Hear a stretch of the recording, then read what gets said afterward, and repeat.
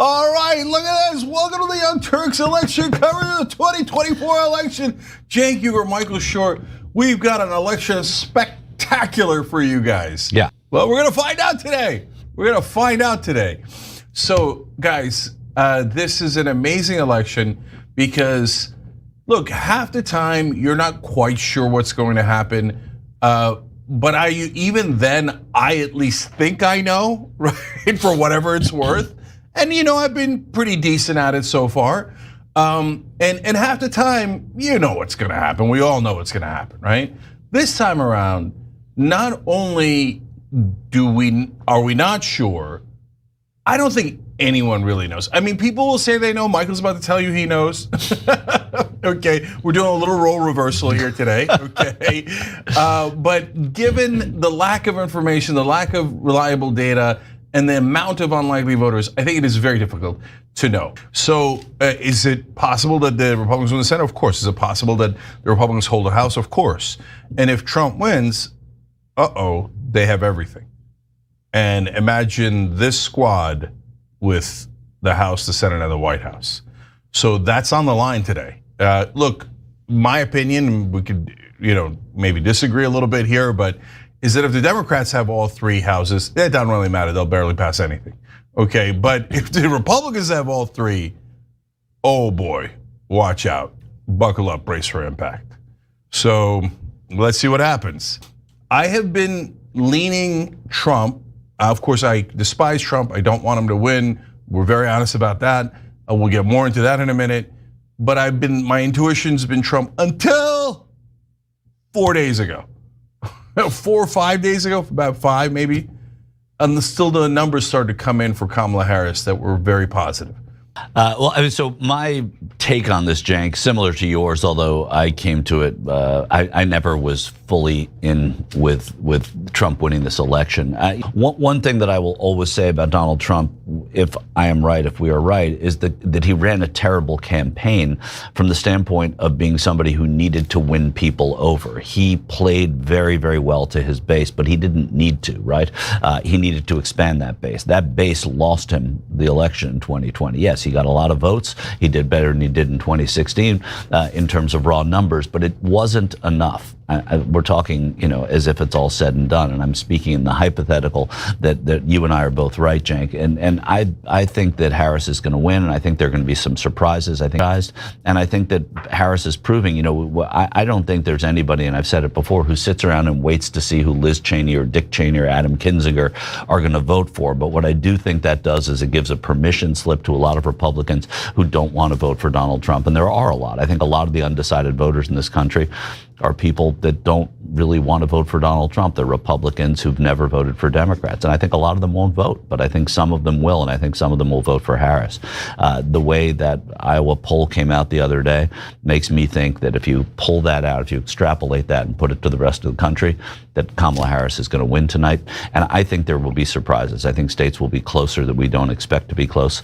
And I think that I don't know that it'll be a result surprise, but I think we're not going to hear calls in some states where we hear them very quickly, Cenk.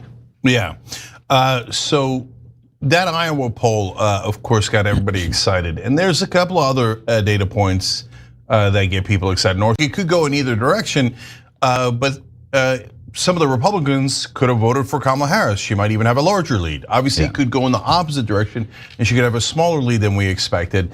But there's tons of anecdotal evidence, and you take it any way you like, and I don't put too much stock in it, but of Republican women voting for Kamala Harris.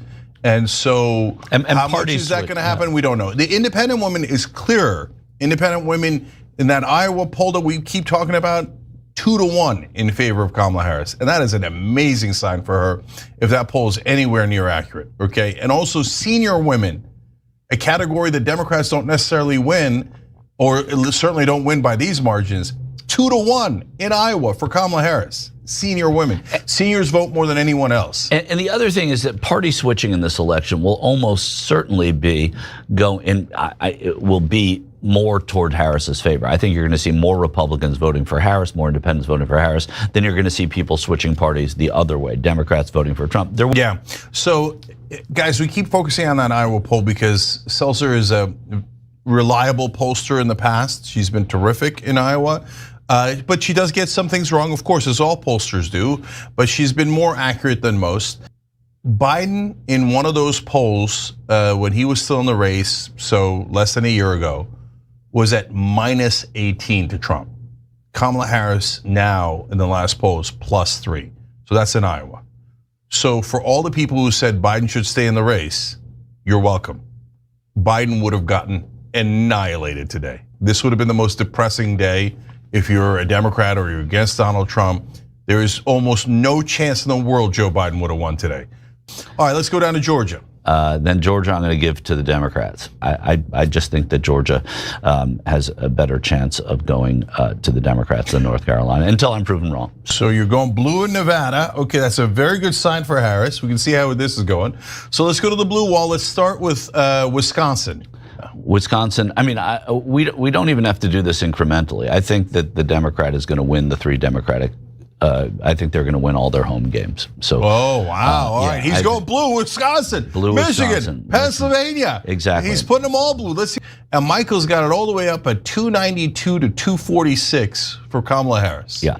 And here's what I'm going to say. I believe that Florida is going to be a lot closer than is predicted. And if there is any kind of Michael says 292 for Kamala Harris, and maybe a surprise pickup.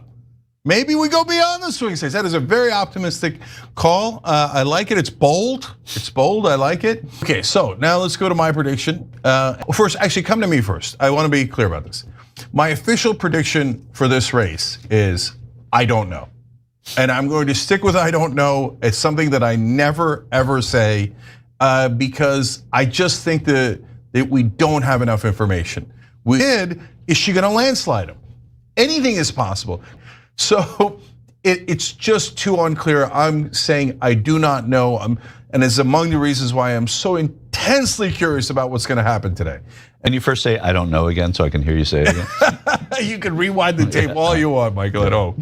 All right, let's start out with the ones that, first of all, I'm confident about none of these. I'll make that clear. But I'll start with the ones that I think are more likely to be true, okay? Then I go to Michigan and Wisconsin, and I say she holds that part of the blue wall. So the numbers lately from there look pretty good. She's got that surge of female voters that everybody's talking about. States that were already leaning blue and Biden had already won, and that historically are blue, she will then keep, right? But I'm going to go with what my gut says. I'm going to say Pennsylvania. No, I'm going to leave it. Hold on. So far, it's not looking good, right? So it comes down to Pennsylvania and North Carolina. And on Pennsylvania, the one I'm most unsure about, I went blue. And this is based on the latest polling, the latest information. If you'd asked me 5 days ago, I almost certainly would have said red, but I'm saying blue today. So let's hope that latest information is correct. And based on the same recent information, I've got North Carolina going blue. So if she picks up those unlikely women voters, she'll win North Carolina and Pennsylvania, I think. Now, you could say, hey, then why wouldn't she win Nevada? Why wouldn't she win Georgia? I don't know, good points. Right, so yeah. If I knew, I'd tell you. And so if she picks up those unlikely voters, maybe she sweeps them all.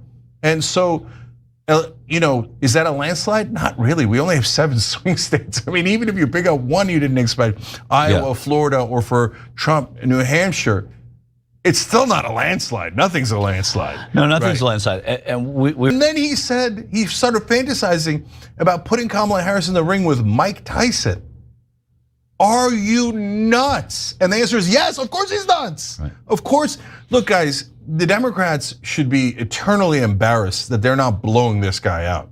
And we'll talk more about that as the day goes on. Absurd, but okay. It's not at all absurd. This guy's a lunatic. He is, but it's not a question of party. They should have landslided him every single time. Okay, well, we'll talk about it. He's a syphilitic clown. If you can't put away a syphilitic clown. But there's all. Okay, so my official prediction that I am forced into by my own network is 286 to 252 Kamala Harris with tons of fingers crossed.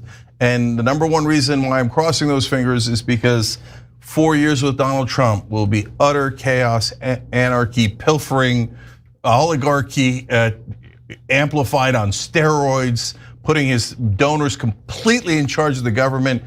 This is not how it's supposed to work. RFK Jr. will be in charge of medical and health policy. I mean, this is madness, guys. He went from drain the swamp to I'm just going to hand the government to my donors. Yeah. That is a hell of a turnaround, and one of the reasons that I'm picking Kamala Harris over him today, because I think he lost the thread. If he stayed on corruption, he stayed on populism, wasn't a lunatic, I think he would have won this election. But we don't know yet. Maybe he still wins it. Of course, right. I mean, yeah. All right. They were being reminded, as Kendrick Lamar eloquently said, "You not like us."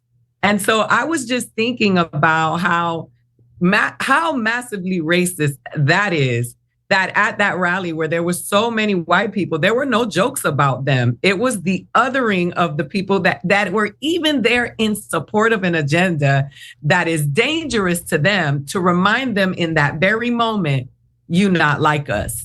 And if you bombed amongst the racists with racist jokes that were hacky, and they were, those are roast jokes that were probably said maybe 10, 15 years ago. A watermelon joke, bro, really? Come on now. There's a lot going on. I don't know if you guys know this, but there's literally a floating island of garbage in the middle of the ocean right now. Yeah. I think it's called Puerto Rico. Okay. All right. Okay. We're getting there. What Puerto Rican, what Black person who loves themselves, what Puerto Rican who loves themselves, what Latin person who loves themselves would be like, oh, these are my guys. And that was what made me say, wow, in your face. You had to pick yourself up and drag yourself out of there if you were Puerto Rican after they just called your island, your home, garbage. Yeah. They can miss me with that. One is there was no punchline in that joke. The insult was the punchline, right? Ha, Puerto Ricans are the worst. They're garbage.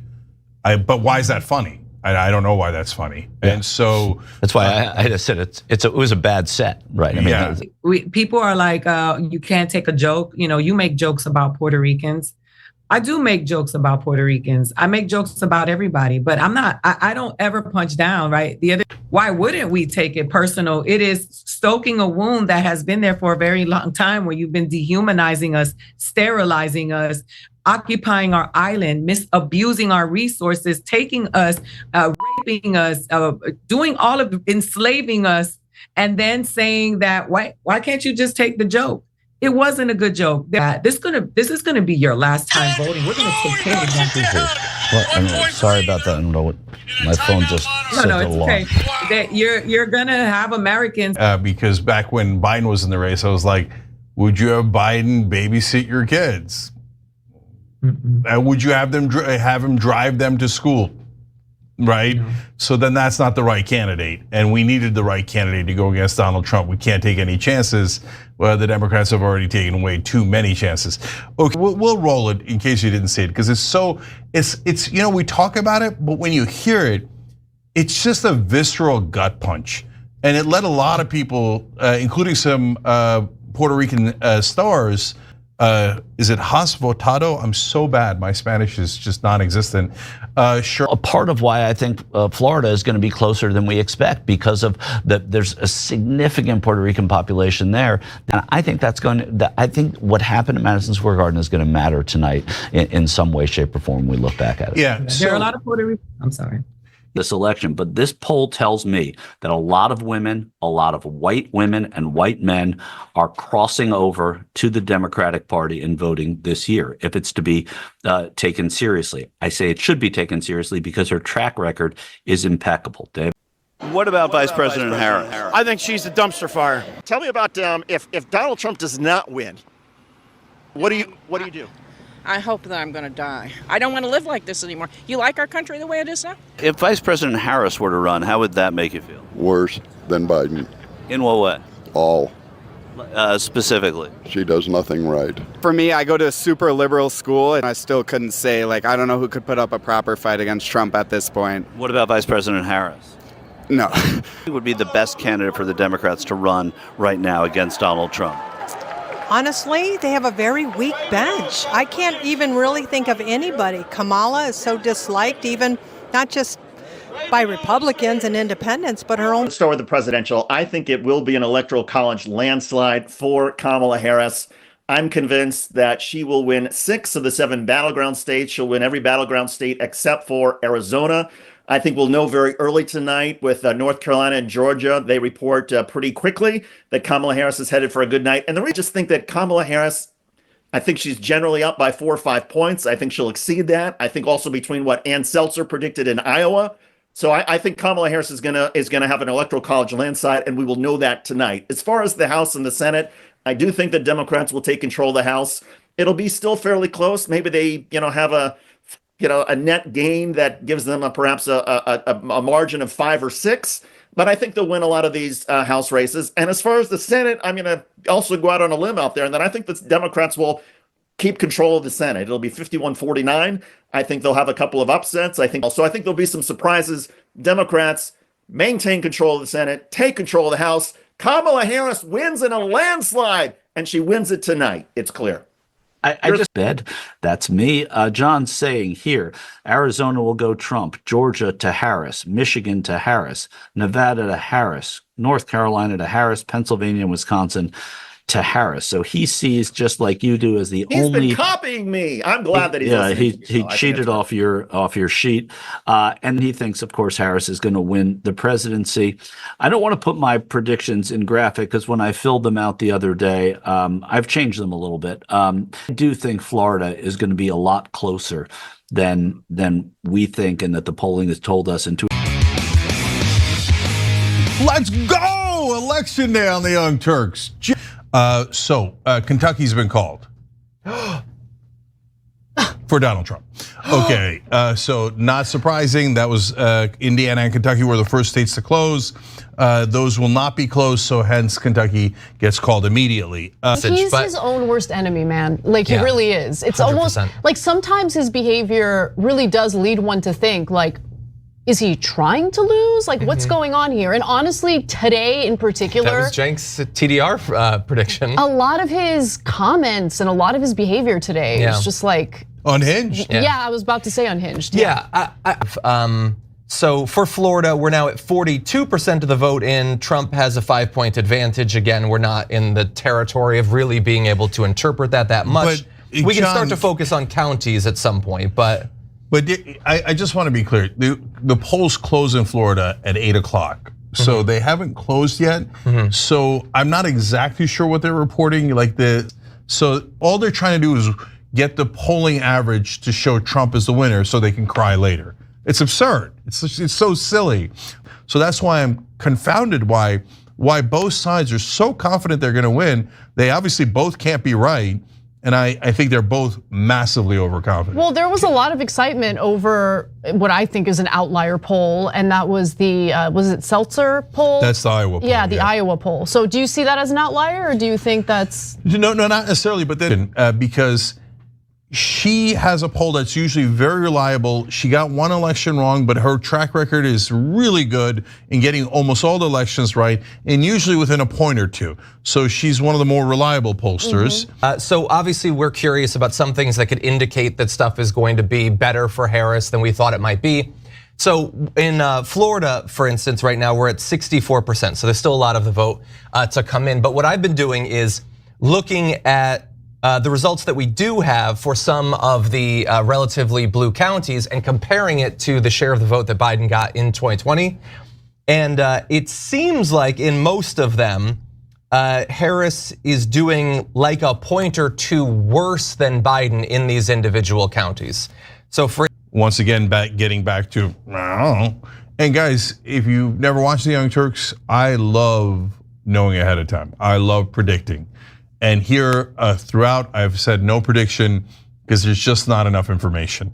The predictions don't come out of thin air. I'm not a Swami. I can't read the future. I'm just telling you my analysis of the information. West Virginia has been called. Jill Stein. Okay. No, of course, Donald Trump has won West Virginia, unfortunately. In North Carolina, Harris is at 68% of the vote, which is only 2% of the total. But you know, that could be an indicative 2%, so that's something. It's my favorite part of election coverage, when there's 3% of the precincts reporting. And fictional momentum, I think, is the best kind of momentum, I think. But anyway. So as you look at those North Carolina numbers on the screen there, it looks kind of beautiful. But so, of course, the 2% doesn't mean anything yet. Two things, according to some of the polling that we saw, Harris was winning the undecideds by 11% as they were coming in. That would be critical, right? So that is real momentum, especially in the last 5 days. Trump butchered this election. Like, I have a theory that he was almost subconsciously, not consciously, but subconsciously, almost trying to throw the election. I mean, every crazy thing he could say, he said at the end, and that was driving away voters in big droves. But counties that can count it much quicker. I forgot what I was going to say. I'm sorry. No, that's okay. Erica, like America, I'm going to read these somewhat. I guess we're hokey or naive that we generally think it's good when everyone votes, and we want everyone to vote. We want it to be easy. I want a full day off. Everybody should get a day off to vote. They should also not have to wait until the day of. Everyone should be able to vote early by mail. It should be a national thing. Oklahoma went to Trump, as of course it would. He also, and this is not a swing state, but there had been hopes perhaps that some sort of landslide could lead to her winning it. But Trump has won Florida, which is unfortunate after all they went through during the pandemic, that they'd want him in charge once again, but that's what they're deciding to do. I don't know. Yeah, so look, guys, real quick on that. Florida is huge. So the fact that Trump has won it is not surprising, but Michael Shure this morning was a little bit hopeful about Florida, and so the fact that it's called instantly is not good news. Trump was very, very likely going to win it, but if he won it big, it is what it is. And so don't get too depressed about it either, because he was supposed to win it. Senator, total, in my opinion, the Florida Democratic Party is the most incompetent party I have ever seen. Bunch of incompetent idiots that run that party and run it into the ground and have destroyed the Democratic Party in Florida. I'm quite comfortable making bomb threats over the past few years. You also have Trump having tweeted a couple times things like, Philadelphia and Detroit, heavy law enforcement is there. It's totally made up. That there was fraud that needed law enforcement is made up. That there is law enforcement is made up. But if he believes that a certain type of voter would be scared away from voting by the presence of a bunch of cops, that's what he is doing to attempt to put his thumb on the scale in a racist fashion. By the way, we do have, as of right now, 37% of Georgia's results in, and Trump right now is up 57-43. And maybe for this discussion, I should also point out that we don't have all of the Florida results, but it does look like Trump might be outperforming the final Florida polling that I saw by a bit. That is troubling. Okay, so Rashad, as you look at that 57-43 in Georgia, obviously there's early voting in there. It's a mess, so it's not really indicative necessarily. But with a decent percentage reporting in, does that make you worry at all? Not yet, and I'm going to tell you why. Kamala Harris's team has bragged endlessly about how good their canvassing is, their ground game is, their grassroots strategy. Well, we're going to find out. We're going to find out if that was true or not. I am definitely worried about those Florida results. Of the counties that I've looked at, she appears to be outperforming Joe Biden. Oh, thank God. In those. Again, it's early. Don't come at me if it doesn't turn out that way. But and we told you it in Florida when it was the opposite, that she was underperforming Biden in those areas. And so this could be a good sign, just as that was a bad sign that also seems to have been predictive. And so basically threatening young males, and MAGA's like, yeah. Okay, wait, that's not a yeah. Okay, look, I don't want to overhype it. I get it. It's like tough guy lingo. Oh yeah, but I've always been amused by it, right? I'm so tough, I'm going to have gay sex with you. Okay, all right. I mean, he also said that they would be both for sex and for food, implying that he would have sex with them and then cannibalize them. Well, he seems like a swell guy. It's money out of politics, higher minimum wage, etc. So no, that's not correct. Harris has not won South Dakota, so that's just a slip up there.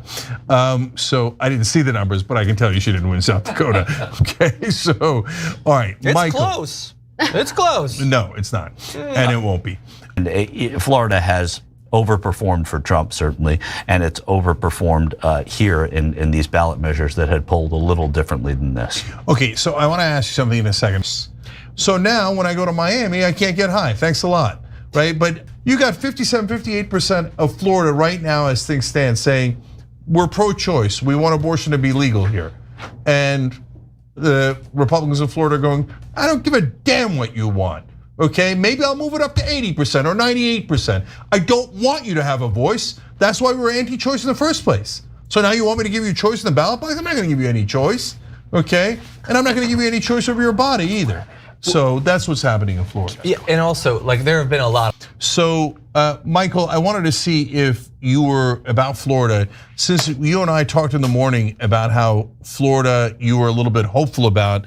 Given that it came in very poorly, does that make you worried about the overall election? It doesn't, because I don't see that as sort of a blueprint for other states necessarily. I mean, anything. And so I'm not surprised. I don't see it as kind of saying, oh, this happened in Florida, that's going to happen in another state as well. I don't see that. I mean, I can give you numbers on that. So I did just check that. Ted Cruz is up by like 2.3 points right now, about half the lead that Trump currently has over Harris in Texas. And at some point, if you do want to talk about issues, we also have some exit polling data that's interesting. So I want to dive more into the numbers because Trump's taking the lead in North Carolina. A cool guy wrote in, Anna got hotter when she became a conservative. Here for the meltdown. I'm Hilarious. not conservative. She's not conservative, and I think she looks the same, but that's neither here nor there. I mean, a bit of a glow up. I mean, I'm kidding. I do look the same. Okay, I think I got hotter. No, we're in the honesty business, so I didn't. Again, I gave a shout out to, and any victory we get tonight is because of good people like you. Thank you, William. Thank you to your friend. And it's the people that are doing the door knocking, et cetera, that are making the big difference. So Definitely. appreciate them a lot. But right now, I'm getting a vibe that is not good. That is not good. So let's keep going here. See if we could fish for more either positive or negative news. But please pull up North Carolina, John. Okay. So let's go to North Carolina. North Carolina right now has only 1 out of 4 votes in, and Trump is up 54 to 45.1 at this point. I can dive in, I will in the next few minutes, into some of the areas compared to how Biden was doing. It's hard to say with only a quarter of the vote in, where it's going to go. The polls were very close. So, but I can also add though, Trump did spend like the last 3 days he made appearances in North Carolina. So it is clearly a state that they were worried about. They put resources in the last week into it. Yeah, so guys, at 25%, you really can't read too much into it.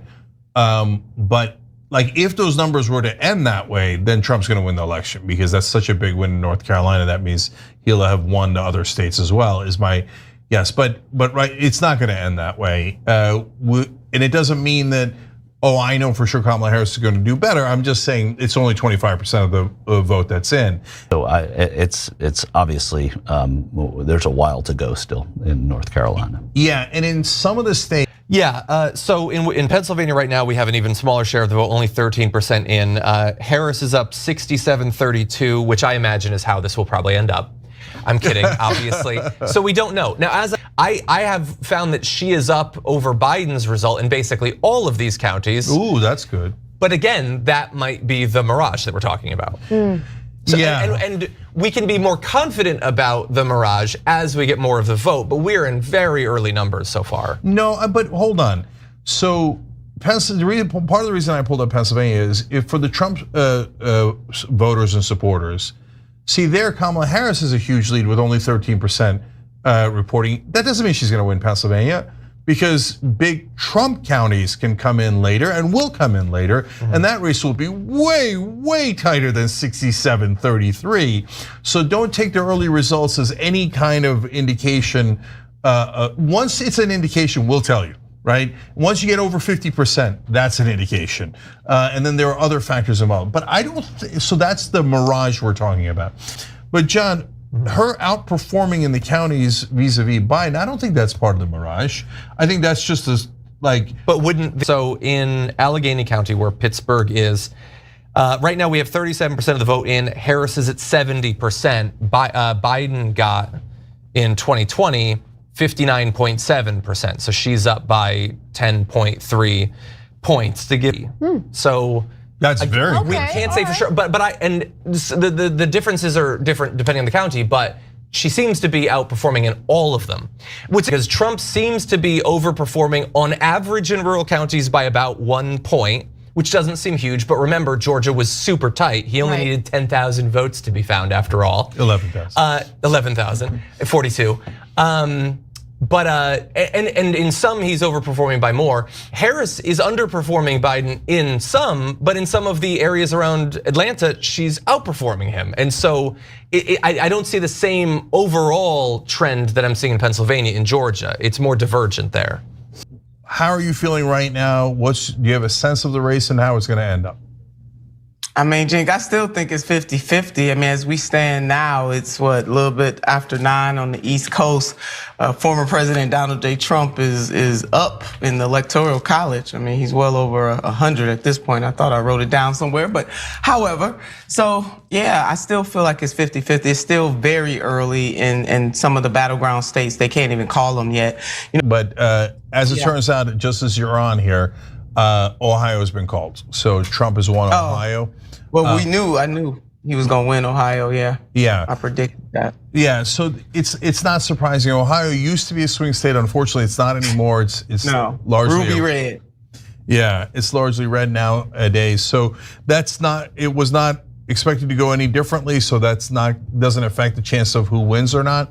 But let's talk about other things. In fact, as we were talking, Texas has been called for Donald Trump.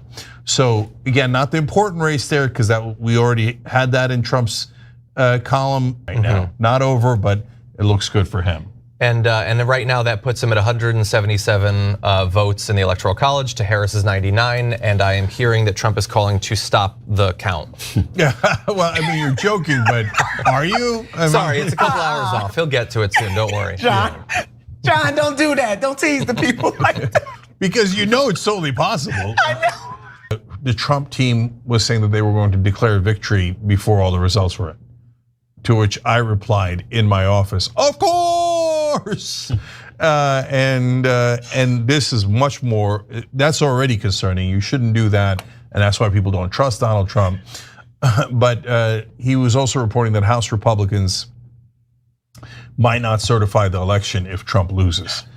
They just sent me a text and says an NBC News exit poll in the state of Wisconsin shows that Trump has doubled his support among Black voters in the state. Now it's just an exit poll before our viewers. However, wow.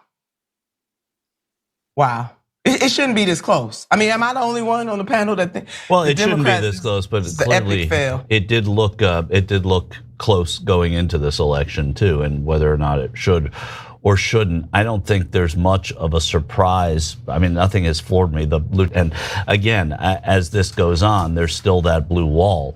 And for Democrats who are watching this and are worried about North Carolina and worried about Georgia, places where there was promise and remains promise, certainly in Georgia, that's what was expected today. The blue wall is supposed to carry Harris. And so this election, this night has been a microcosm of the entire election. Because I have gone back and forth. Oh, I think Kamala might win. I think Trump might win. Kamala might win. Trump might win. So yeah, all she has to do is hold the blue wall. That is true.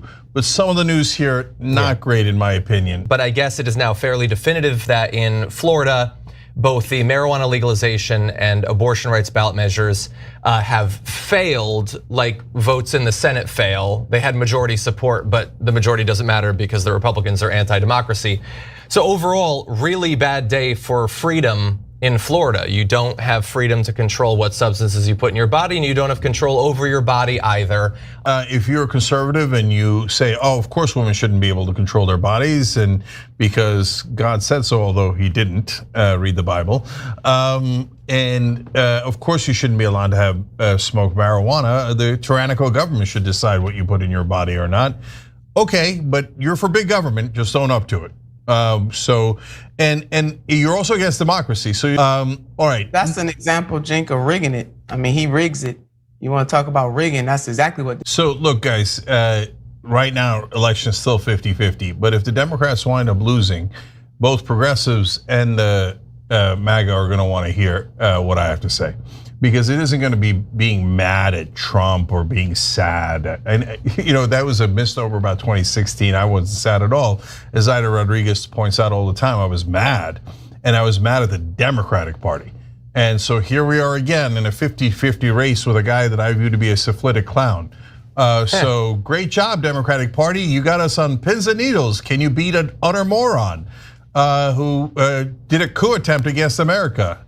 And you guys are at 50-50, but I'll save that for later in the night. That they won't learn any lessons from this. We know that Trump is a neo-fascist, and we know neoliberals are in full control. Look, even if you squeak out a victory in the blue wall, I know Democrats, they'll learn no lesson at all. In fact, they'll learn the opposite lesson. They'll be like, nailed it. Our answer going forward is more Cheneys. And Kamala Harris will almost certainly put Liz Cheney in the cabinet. And they'll celebrate and think that they're the champions of the world. If you think Donald Trump tried to destroy democracy and you're in the Democratic leadership and you barely beat him, that is not like something to go right home about and brag about.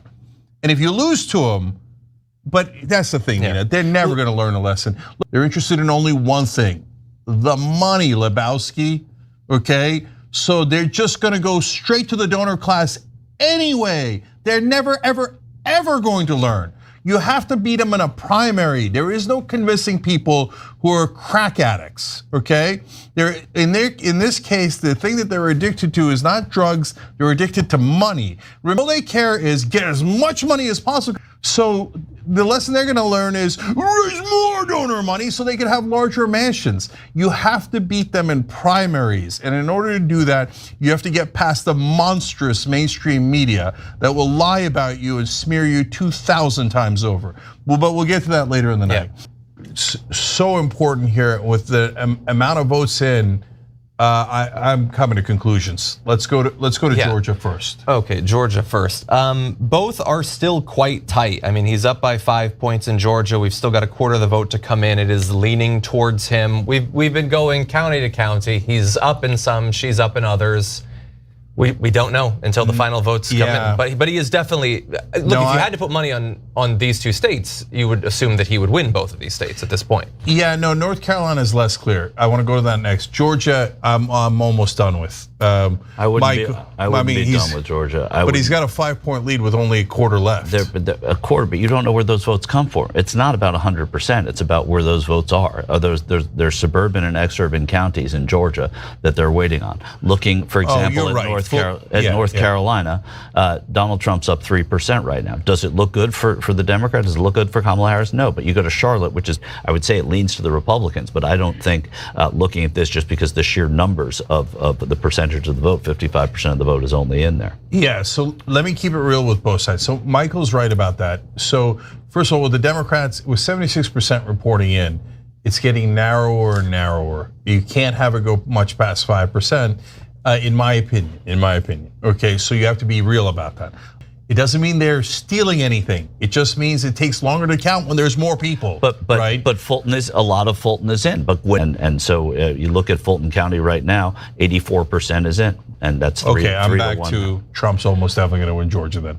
If 84% of Fulton County is in, and he is a 5-point lead. That doesn't look good. And 3% is very overcomable, and it depends on the counties that are outstanding. So North Carolina is still in play, and as we go to the break here, remember, guys, North Carolina is critical because if Kamala Harris loses Pennsylvania, she has to win North Carolina and Nevada. So if she loses North Carolina, then there is no backup plan to Pennsylvania.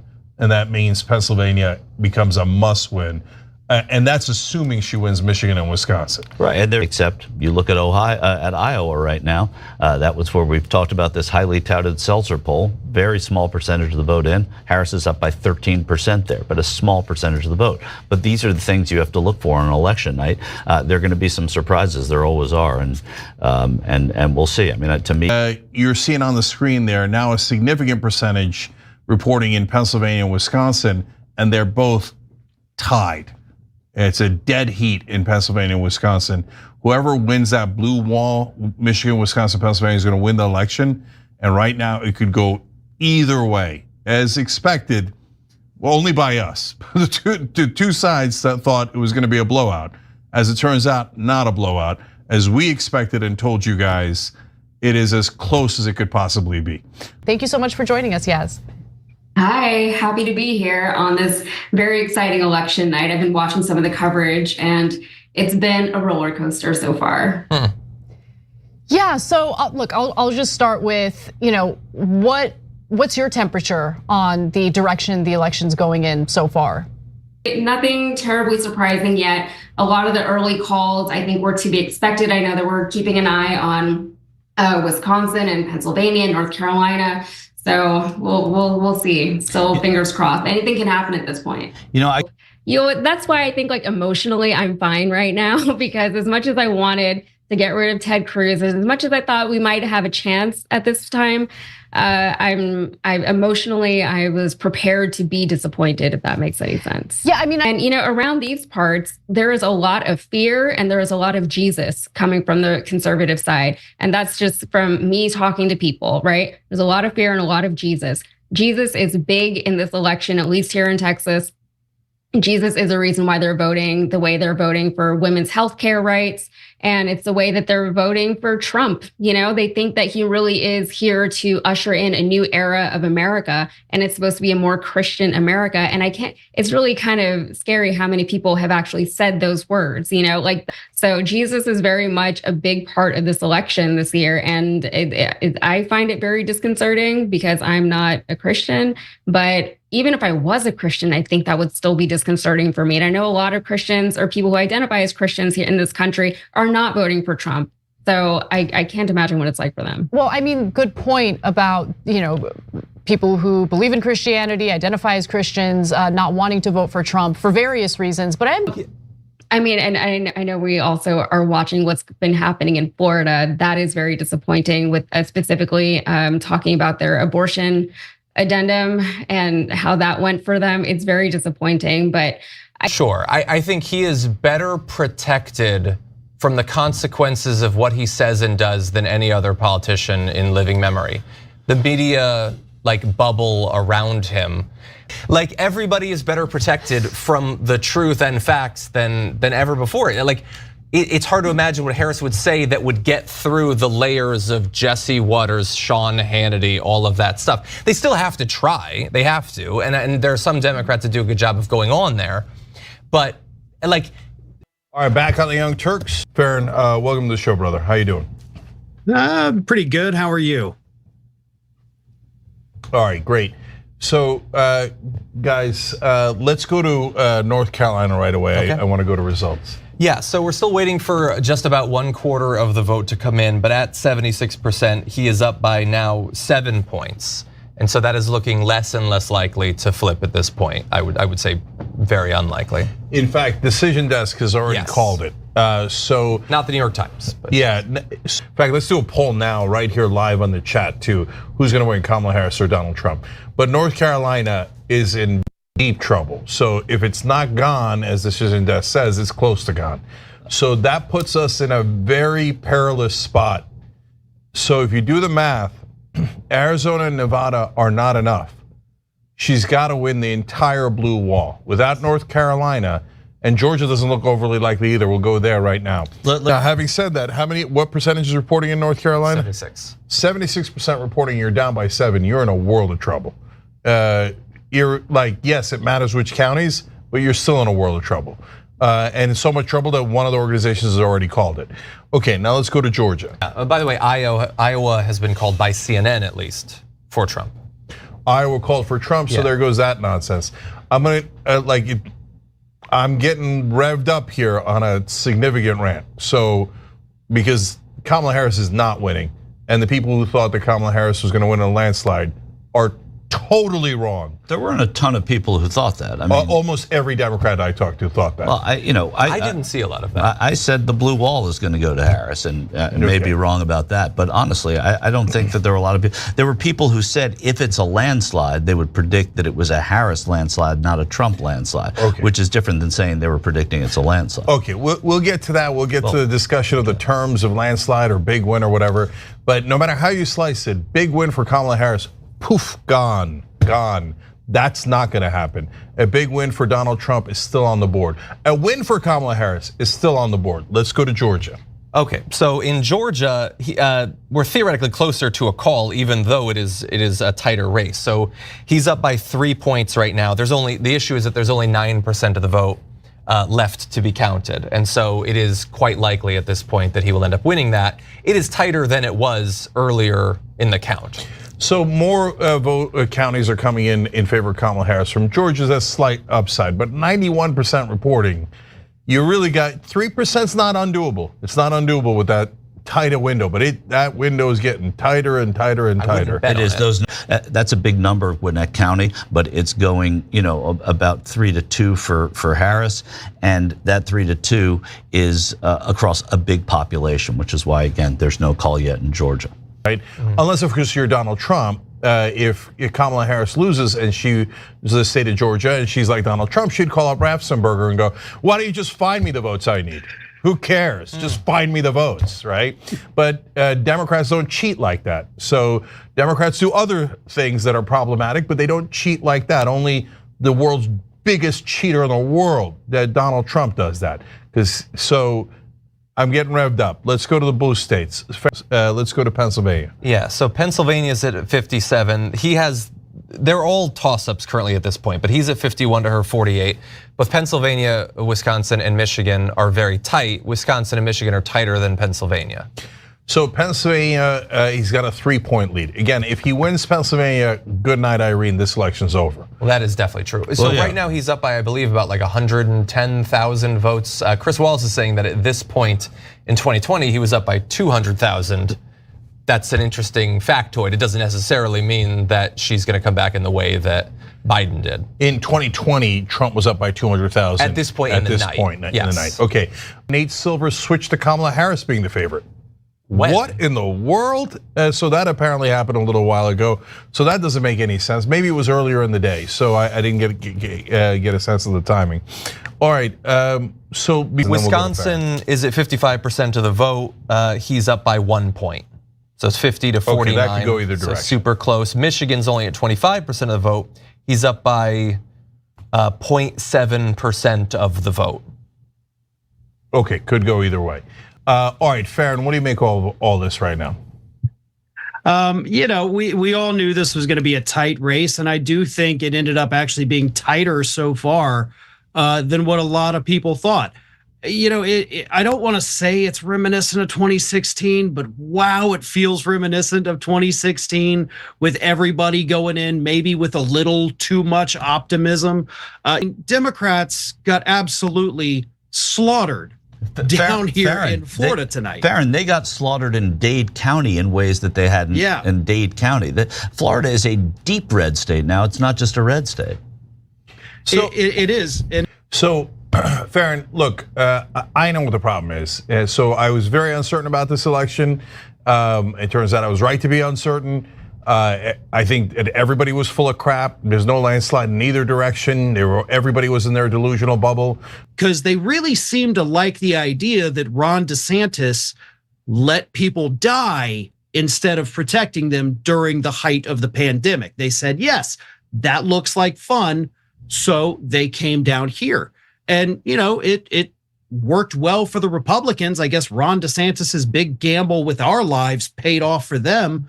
Didn't work too well for tens of thousands, if not hundreds of thousands of Floridians who died of COVID But all of this massive shift all took place post-COVID. So appreciate everybody voting. We already got 23,000 votes on Trump and Kamala Harris. And guys, I don't know if it's the numbers or if it's the way we're talking, but or if it's conservatives that are voting, but 85-15, Donald Trump, they think, is more likely to win. And now it's up 27,000 votes. Okay. Surely scientific, Paul. No, of course it's not scientific, of course. No, what that shows you is the sentiment of the people watching, right? Yeah, and so what percentage reporting in North Carolina? I believe it's like 85, 87%. Okay, all right. Back in it in North Carolina. 86, yeah. 86. Okay, because right. closing 3% with 14% left to go to report, doable. Okay, so yeah, I mean, I'd rather be on the unlikely. Yeah, I'd rather be on the other end of it, but it's not undoable. Sure. So okay, so that's not bad. All right. So again, we come back to the blue wall again. Kamala Harris still has plenty chance to win. Yeah, you have to understand too. There's not one state, I don't believe, that Donald Trump is winning or has won tonight that he didn't win in 2020 and he lost the presidency. So that does matter here. I mean, we're still looking at a map that has some fluidity to it. It doesn't look great. But guys, this is definitely not a call. But if you made me guess right now who's going to win, Trump. Not only because he's leading in those states by a little bit, but Virginia is deeply concerning. Can you pull up Virginia? So when I was on break, I noticed Virginia, and that's where I was going to go next. And the fact that it isn't called yet when it was supposed to be solidly blue, or solidly blue enough that it would have been called by now, is very problematic. So that is very bad news. But Rich, these numbers are not as big as they were for Joe Biden in 2020 in those parts of the state. Yeah. So look, I've been 50-50 on who's going to win for the last 2 months or so, maybe even longer. And I've been 50-50 the entire day, the entire night. I am no longer 50-50. I think Trump has at least a 75% chance of winning at this point. So I don't know where you get that, but okay. I'm getting it from my experience in covering elections. I know. So you're losing. So you're barely winning in Virginia. You're losing in all of your blue wall states. And yes, you can come back. But look at the trend, Michael. I mean, if it was like spotty, okay, you say this spotty. is where we were in 2020. We knew it was going to be a close election. You were right weren't. This morning. Yeah, it basically is where we were. There's no state that has been called for the Republican that at this point that it wasn't called for the Republican last time. I mean, yes, it's tenuous in North Carolina, a state that he won. It's tenuous in Georgia, a state that Joe Biden won. It's more tenuous in Arizona, right? But Trump up by very little bit. Going into today, we talked about it. You said this is a close election. I have no idea how to predict it. I said I'd rather be the Democrat because I'm playing a home game. I'm playing in Michigan, I'm playing in Wisconsin, I'm playing in Pennsylvania. And if I win those 3 states, which are Democratic states, then I win the race. We still don't know about those states. Doesn't look as good as you wanted it to, but I think to say that it's 75% is slightly arbitrary. Yeah, it's not arbitrary at all. Okay. It's 75%. I didn't think you would say that. It was 100%. Yeah. It was 100% that you were going to say it's not arbitrary. Yeah, and so guys, look, it's not like I'm shy about my opinions, and it's not like I was certain about anything. I've never been less certain in my life. So when you're trailing in all the states, you're more likely to lose than you are to win. Not rocket science. But it's not linear. Go, Farron. Sorry. Well, I was going to say, I mean, right now when you look at it, because I've got the New York Times page right here. Yeah, right now it looks bad. I mean, anybody who's just tuning in or just now starting to look at results, I don't see how you do have optimism at this point. Until of course you drill down into each of those individual ones. So I do think at this point I'm maybe not 75%, but I'm 60. Thinking that, I think at this point, this is a Trump election, unfortunately. I don't know. All the numbers are looking way, way worse than what we had, been told they could be. So if she wins, it is going to be such a razor thin popular vote margin. And I don't know that they're going to be able to pull it out at this point. I genuinely don't. I know we got a long time, probably some states we don't even know till tomorrow or after, but yeah, my God, it does not look good right now. I'm probably somewhere between all of you. I'm in the 68.2%. That's not arbitrary. I've done the calculations. I would rather be Donald Trump in this case. Of course, in that event, I'd probably end up jumping into a volcano or something like that. But Trump wins, it doesn't look like it doesn't look like it's trending in that direction. So let's acknowledge Selzer, not full of crap. She's been terrific on in other polls. But Selzer was wrong about Iowa. So that big giant we don't know where it's going to finish. There was a margin of error. Well, she's not going to win by 3. No. That's what Selzer said, and Iowa got called right away. Not right away, but got called, in good order. So right now, the only state where she seems to be doing a little bit better than expected is Arizona. And so if you're only doing better than expected in one state and you're doing worse than expected in all the other states, that's not good news. I'll tell you that. That's not complicated.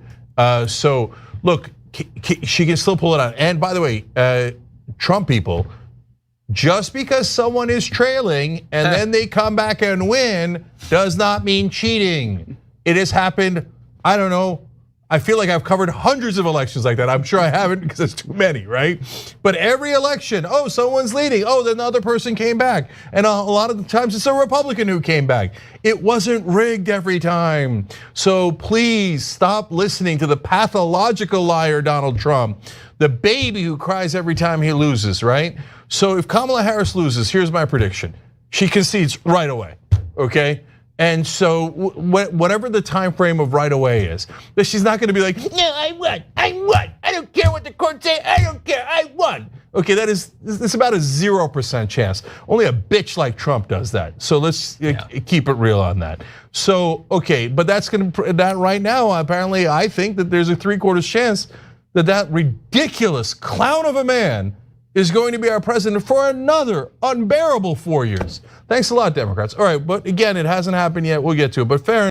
Yeah, Democrats have to, this current batch of Democratic leadership has to be defeated in primaries. They're losers through and through. They'll never learn any lessons. That this campaign that Kamala Harris ran was insipid.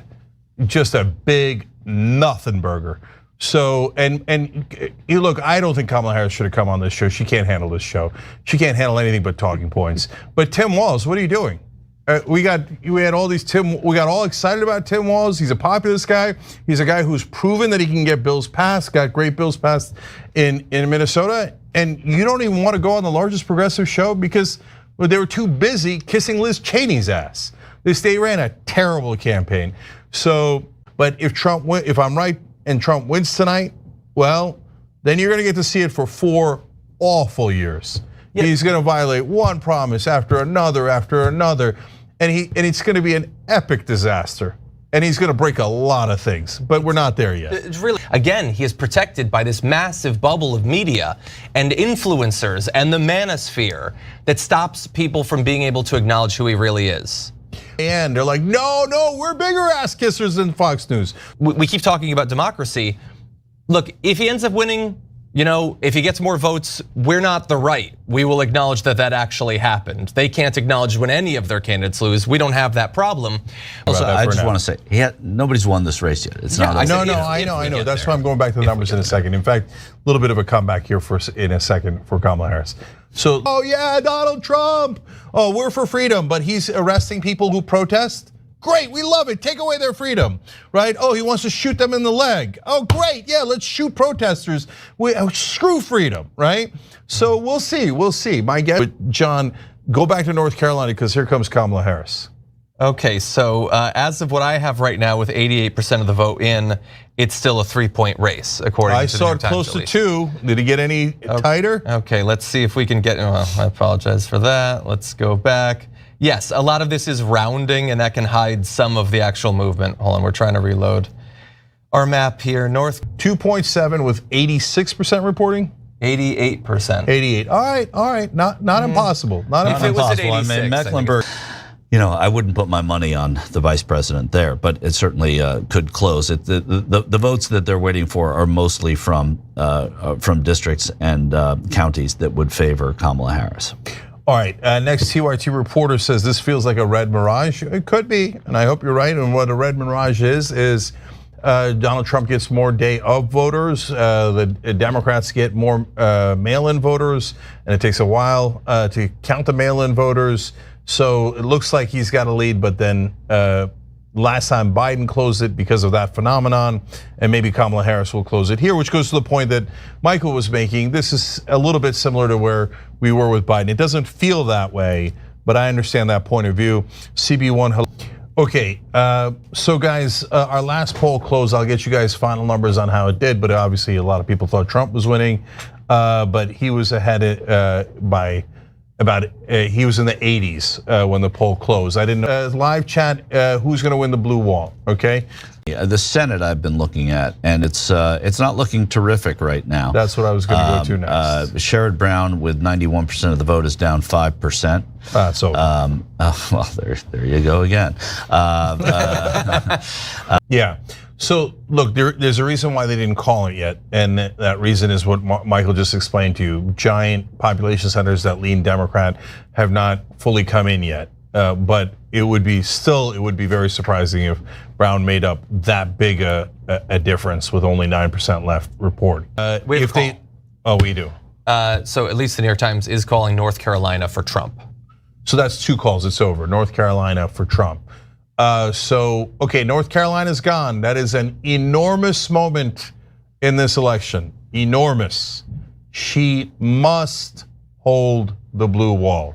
Which we knew coming in. Trump wins North Carolina, should say wins North Carolina again. This is not a pickup or a switch, but it's a state that the Democrats thought that they had a great deal of hope in this election. And they came closer than they have in a while. Nothing's funny right now, my friend. I think what we're seeing though is. So you sound like you think that it might be over. So, I mean, obviously it's over in North Carolina, your home state. I don't know how the consulting class gets fired. They're apparently impervious to being fired. They could lose to Ronald McDonald and then they'd still get rehired by these idiot Democrats. But from your mouth to God's ears, they should clean house.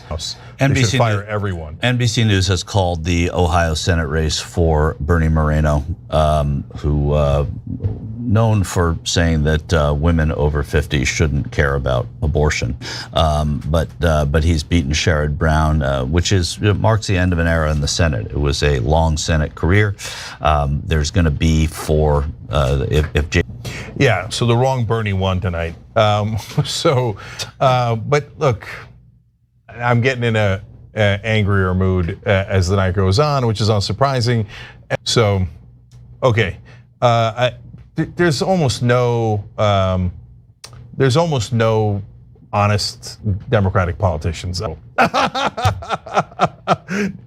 It's all me. And oh, Steve Wynn's so rich. Oh, I want to be like Steve Wynn. Oh, Elon Musk is so rich. I want to be like Elon Musk. Oh, I want to get into the best parties in New York. All these Trump, for the 88th time in his life, got spectacularly lucky. Yeah. His dad, Trump's like, how did I get this lucky? Yeah, I'd love to do that. So, hey, would you like the presidency a couple of times? He's like, like, I mean, just the luckiest man in the history of the world. Unbelievable. Yeah, and you're right. So what I want to tell you guys, sorry, I was coughing. Look at that Senate balance, 48-40. Bye-bye. Trump's gonna have the Senate and he's probably gonna have the House. Ooh, if he wins, it's still not over. It's still definitely not over. But right now he's leading and every indication is bad. Sherrod Brown losing in Ohio is bad. Rick Scott winning instantly in Florida is bad. Iowa not being close is bad.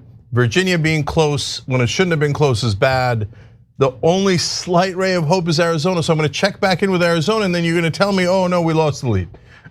No, I mean, it hasn't really moved. He's still up by 0.2. It's taken a while. And now the Senate is, would you say the Senate's definitely gone?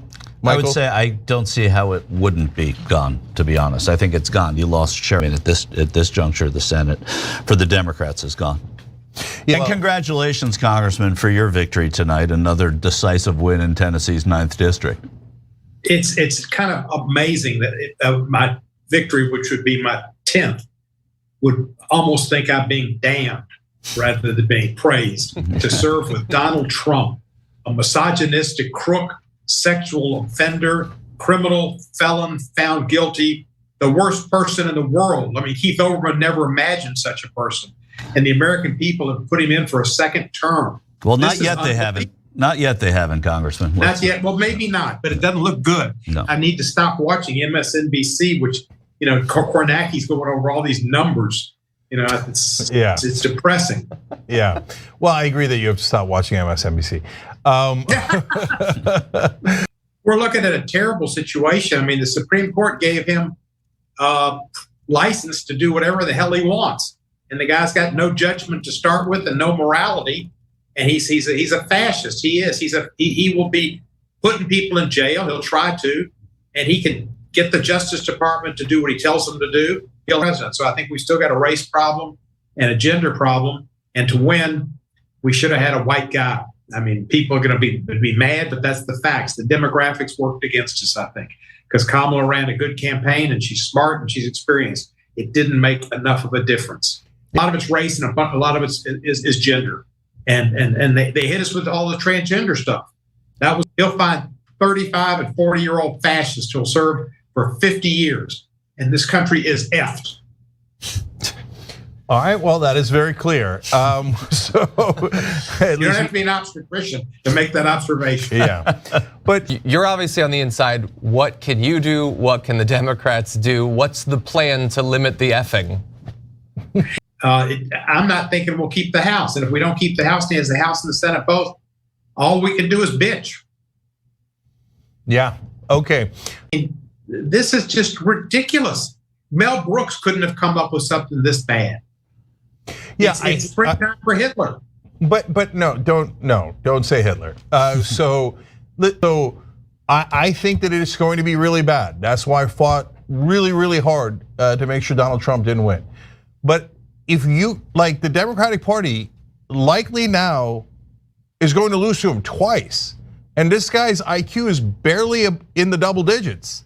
This guy's is You're talking about his IQ? Yeah. And it's barely in the double digits. Yeah. And so Donald Trump is, like, in my opinion, a deranged clown, a buffoon of a man. And so what does that make the Democratic Party if you lose to him twice? Well, it may be the American electorate, because everybody up, as of 6 o'clock, 7 o'clock tonight, I thought we were going to win. She had the momentum. But she was optimistic and joy. I said it was a difference between joy and oi. Yeah. She was joy and Trump was oi. Well, oi vey won. Well, not yet. He hasn't. The last thing. So, as you pointed out, this is a spectacular failure if it ends like this. And I think you guys are going to get steamrolled. But it doesn't matter. I know Democrats. They won't change a thing. They won't change a thing. So no, we won't. We won't. It's the same thing. It's difficult to go back. If we don't have the House, I've got to decide whether I'll go back, but it's going to be hard to stay. It's just going to be. I mean, the idea that we've given this gorilla the presidency and the power that Roberts gave him and the Supreme Court gave him is really scary as hell. So, John, Virginia, it's been called. It's called, yes. Right? Yeah. So Virginia goes for Kamala Harris, as expected. Took a little longer than expected, but good. Still holding. It's not over. And she's up by 4 with 12% still to come in. So it was tighter. It was significantly tighter earlier. Yeah, so she might even pull away. Potentially, so yeah. We'll see. The trend is in her favor. And okay. So Pennsylvania is probably not going to be called tonight. I wouldn't imagine. John and I were talking. Yeah, there hasn't been much movement on any. There hasn't been much movement. Okay, so there's still hope there. So speaking of hope, thank you for. But at this point, the blue wall is pretty much the only thing that matters. The blue wall is what matters, and it's what we thought mattered at the beginning. And it forebodes if Harris were to win the presidency. It will be a very close race, and then we go to the courts, and then we go to the streets, and then there's all that mishigas, as they say. Right. But if Donald Trump wins, we don't do any of that because Kamala Harris is not a whining bitch like Donald Trump, and she's not a pathological liar like Donald Trump, and she doesn't want to destroy democracy like Donald Trump. I don't have a lot of love for Kamala Harris, and if she loses tonight, you're going to see how little love I have for her. I thought you kind of grew to like her. No. I never grew to like her. I thought you had. No, she's an enormously uninteresting, insipid establishment Democrat. Insipid is yeah, harsh, but yeah. It's not. Harsh. It is. I mean, my God, is she insipid? Okay. Anyway, and by the way, our poll on who's going to hold the blue wall. Man, you guys are more pessimistic than I am. 82-18, Donald Trump. Damn. So I wouldn't go that far, guys. So the blue wall is still possible. Geez, and Lord mercy with over 51,000 votes there. All right, keep voting. The polls are getting clobbered, like Kamala Harris is getting clobbered in our polls, which is funny. Of course, they're not scientific, but getting a sense of the audience. And go Steelers. There you go. You know what though? The funny thing is that put me in a better mood. Of course it did. Okay. In the last 15 minutes, so who knows? But it's one of those things. We can start trying to figure out what went wrong and what happened here and what happened there. Bro, it's one of those things. It's such a close toss-up. As we say, every race is so close. It's a toss-up, it's close. But the trends have been that she's been underperforming President Biden from 4 years ago. It's very doable. She can make a little night music here tonight. She's going to have to do it in Pennsylvania. She's going to have to do it in Wisconsin, and she's going to have to do it in Michigan. In order to do that, she's going to have to, see the trends change in the cities. So, again, this is the only path to victory. She has to win all of these 3 states, and I've been saying it for a while. She's got to win her home games, right? And these are blue states. And if you look, House still, because of California, looks like the Democrats can hold on to it. It's certainly, if Trump were to win this, and the Senate has already gone for the Democrats, good news for Harris. She won Hawaii. That's been called. But if you look at, let's just not throw anything away, because that blue wall is still up, and that's the wall that the Democrats need, and we knew that from the beginning. Okay, can we? I want to see what percentage you're reporting there. So Bucks County, there's 42% left, so 58% are reported. That's good news. Yeah, that's really good. But it's not as just north. There's another blue county, but that's not, that's winnable too. So this race is not over. It's just not looking good. Flagstaff. The frustration and the speculation can be completely valid. I'm never the type to be like, oh no, it's over. Let's see. Why not? Let's go ahead and see first.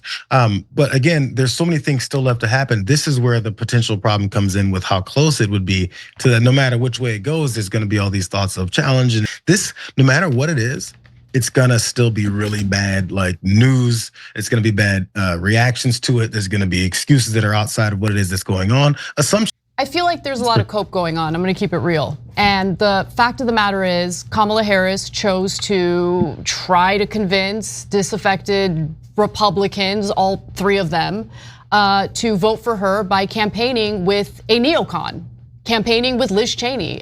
We have to be real about this, guys. We just do. And magical thinking isn't going to help the Democratic Party. They're not going to win with magical thinking. They have to come to terms with the mistakes that they've made, and it shouldn't be a close election, but it is. And it's not looking good for Kamala Harris. For the Republicans, so the Senate is definitely gone, but I'm sure Chuck Schumer will be a brilliant minority leader. Okay. How much do we think? The way they run the party is donor, neocons, former Republicans. Let's all 7 of you. We're gonna win. We're gonna get the Republicans in the suburbs. All that stuff, and it never works. They always go back to the same well. Why? Because they can't get off the donor crack, and so. I mean, Kamala Harris managed to raise a record amount of money in this campaign, and. I was in a diner in LA last week. I forgot to talk about the story on the bonus episode. 2 people start talking to each other super loudly. They didn't know each other. They're both white. One's a woman, the other one's, and then they start getting into conspiracy theories and lunatic stuff. And this is in West LA, right? And then she starts talking about how, black people, they're all in gangs. They all have 5 to 7 wives. What? And I'm like, what? And is that a well-known thing? Gang members have 5 to 7 wives. That's a lot of stamina. Right. So, but my point is that it might not be LA or Louisiana. It might be, but I don't want people to misinterpret me. I don't agree with Congressman Cohen about race being determinative in the race, in the campaign, et cetera. In Wisconsin, right now as things stand, 81% of the vote in, and he has about a 4-point lead in Wisconsin. And New York Times is saying that, and I've seen this move a lot, and not just today, but in all the races we've covered. So don't take it as gospel, but that sounds about right to me. That Trump has about a 75% chance of winning Wisconsin as things stand now. So if he wins Wisconsin, that is obviously a world of hurt and probably game over. And he's got about a 6-point lead there. In Michigan. In Michigan. It's tightened in terms of the number of votes there, but not by enough. And it's going to, at a certain point, be difficult to find those votes. But we know what the map looks like. We know what has to happen. It's that blue wall of those 3 states. Trump is ahead in all of them. Trump is favored in all of them. But again, there's stranger things have happened, and they happened in some of these states just 4 years ago. So in Michigan, even though he has a larger lead, since less percentage has reported, he has a 67% chance of winning as opposed to Wisconsin where he has a 75% chance of winning. This is if the New York Times is right. And then in Pennsylvania, he's got about a 3-point lead, 2.8% lead, but 88% has reported in Pennsylvania. And New York Times has his chance of winning there at 79%.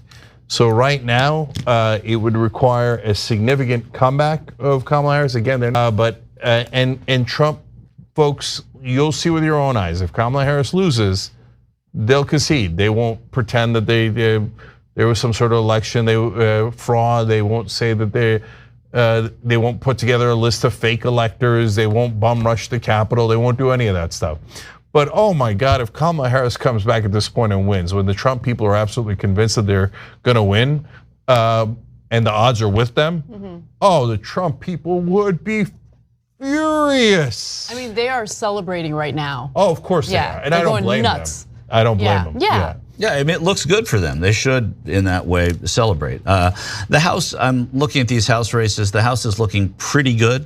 A lot of these toss-up elections are going to Democrats, curiously, when you look here. As you look at the state of the race, what do you think?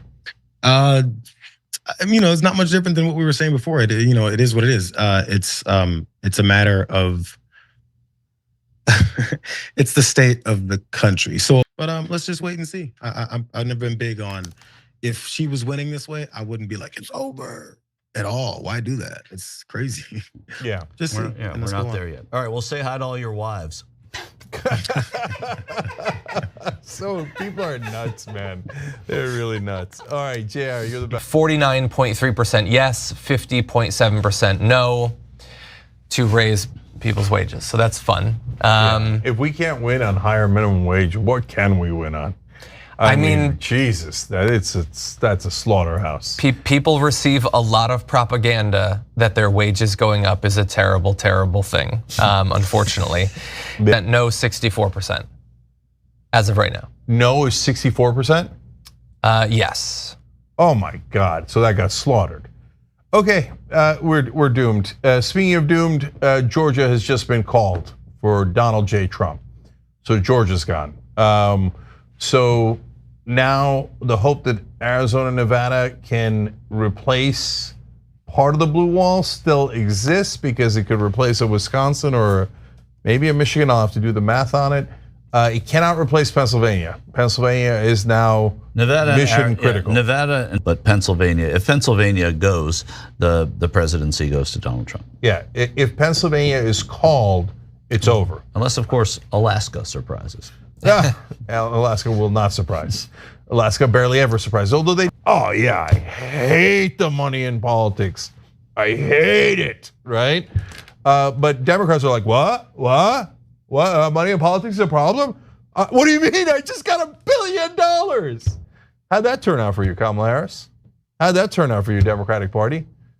That $1 billion, flush it down the toilet. And you know what? I'm glad. I'm not glad about the grassroots people who gave and lost their money on this party. I feel terrible about that. But the incredibly wealthy corporations and executives and et cetera that gave to Kamala Harris, you lost your money? Oh no, you will. So look, guys, over the next, if these results hold, over the next 4 years, we are going to have the biggest kleptocracy you have ever seen. They are going to rob this country blind. They are going to load us up with so much debt. It is going to be staggering. Oh, he's going to be like, tax cuts, more spending, who cares? Subsidies for Elon, subsidies for all my donors. They're all going to get spectacularly wealthy, and it is going to be a gigantic robbery. So that's guaranteed. Lock it in. Speaking of, yeah, no, I've now voted for, I mean, tens of billions, maybe hundreds of billions of dollars in extra taxes in California. And what has it got me? There's 53% more homelessness. It got me more crime. It got me more, all negative things. I don't know a single good thing the Democratic Party has done in California. So, you know, look, I'm obviously very down on the Democratic Party now, and for excellent reason. But I don't, Michael, can we name a single positive thing that the Democratic Party has done in California in the last decade? Look, I certainly think they've done a lot for the environment. I think, yeah, environment, abortion. Abortion doesn't count. I mean, Jesus Christ, that's the bare minimum. But okay, the environment. The environment. They've been leaders on progressive issues like marijuana, like gay marriage, like climate change. All of those things, I think, are very practical and very real, and no amount of money or lack of money. Well, it is mines. I mean, they're. What do you mean? Why are you laughing at that? Yeah, here's why. What's important is that the Democratic Party keeps telling us that how they have so many smart leaders. Congressman Cohen today. Oh, just everybody's smart. The consultants are smart. All the leaders are smart. Or the governor's smart. The mayor's smart. They're all wonderful, competent, etc. Well, then how come they keep losing to Trump? How come they keep clowning themselves and not being able to fix a single thing? Another thing to go, I'm gonna get those son of a bitch Wall Street guys. Here's how much our housing prices were before private equity started buying up all the homes. Here's what they are now. Well, these guys are gonna drive us all out of the market. They're gonna take all of our homes and they're gonna turn us into renters and they're gonna make us work for them the whole time. Now, if you tell a Democrat that, they go, oh, no, that's so uncivil. Don't do that, please. No, that's so uncivil, right? The average American wants you to be pissed because they're pissed because they can't afford houses anymore. I heard that everywhere. Imagine if somebody said, I'm not gonna stand for it. We had houses, you're gonna have a house. And if I gotta go after every son of a bitch on Wall Street, then that's what I'm gonna do, okay? Oh, no way. There's a 0% chance any weak Democrat will ever do that for you. They'll never fight for you. And that's why they keep losing to ridiculous, moronic clowns like Donald Trump. How do you lose to a guy like that? Twice. You think they'll learn anything? They'll learn nothing. Oh, come on, Jesus Christ. And when there's a Washington mind virus, money's supposed to lead to victories. You raised $1 billion, where the F is our victory? That's like 1% risk? No, that's so risky. No. Be civil, don't do anything. Play prevent defense. Who the hell told you were winning? Why are you playing prevent defense? These Democratic leaders are simpletons. They're servants of the donor class. So they go in there, they're like, oh, donor, give me money, please. And I made an ad. I'm Kamala Harris, I'm full of joy. Okay, well, what did that get you? And they say, oh, Jake, you're too angry. Too angry? What? You think, does Donald Trump look like he's kind? Does he look like he's in a good mood? I mean, no, people want some sort of reaction from their politicians. They want them to represent them, to fight for them. But that has never occurred to a Democrat outside of Bernie Sanders, and probably we never will. So look, I'm not I have no interest in listening to a single Democratic politician ever again. They can go kiss my ass, they can do whatever they want, and we never listen to them anyway, and they hate us because we're right and they're wrong. They're always wrong, and they hate us for being right, okay? So, but they're not gonna learn. So these Democratic leaders are the most useless people on earth. If they're not all fired, the Democratic Party is out of its mind. So as the voters, you have to understand, those guys have a vested interest in protecting their own ass and protecting their money and their privilege and their status. You need to fire them. They're not gonna fire themselves. No, you have to fire them. So the next time that some son of a bitch on MSNBC or in the Democratic Party tells you, oh no, be a good boy and girl, be civil, and vote for Democratic leaders, they know what they're doing. Those are the same goddamn liars that told you that Joe Biden was totally fine, that he was young and he was dynamic behind the scenes, and it wasn't a problem at all. At that point, he was down 8 points nationally. He was getting slaughtered. He was down by 18 in Iowa, and I could go on and on. They've been lying to you the whole time. If you're on the left, you're a Democratic voter. Wakey, wakey. I need to wake you up out of the hypnosis that you're in, that Morning Joe and The View and all of mainstream media has put you in. They're lying to you. Why do you think they keep losing? Do you think they keep telling you how smart they are and how they're gonna deliver you victories? And all they ever do is deliver loss after loss after loss. So Democratic voters, snap out of it. These guys are obvious liars. Fire them all. Fire them all. And if you don't, okay, then keep losing to buffoons, to obvious con men like Donald Trump. Keep losing and losing and losing and never figuring it out. Here, I solved it for you. I figured it out. It's a goddamn corruption. All the stupid donor money, all it's ever done is lead to more losses. So if you don't fire them, you have no one to blame but yourself. Young Turks will be back. Michael, any movement? You know, none to speak of right now. The blue wall is still what the Democrats are going to have to count on. It's a lot to count on. The former president is ahead of the vice president in all 3 states right now. Having to find right now 217,000 votes in Pennsylvania is becoming more and more difficult, and it might even be more than that. It looks like it's about 220,000 votes in Pennsylvania. It's going to be tough to do. But you need the ballots. You need the votes. You got to find a way to find them, and she's got to find over 200,000 in 2 states and over 100,000 in another. But everything has to go right now, and nothing has gone right tonight for the vice president. So doesn't mean it can't. Was always my thought was that she was going to win by winning the blue wall, but she can also lose by losing the blue wall, and that seems more likely to happen than all of these dominoes to fall in her direction. Yeah, simultaneously. Yeah. We should remember we went to sleep in 2020 not knowing. Yeah. A very very similar sort of thing. There was some way. Yeah. Well, look, we don't know for sure. We're gonna have to wait and find out.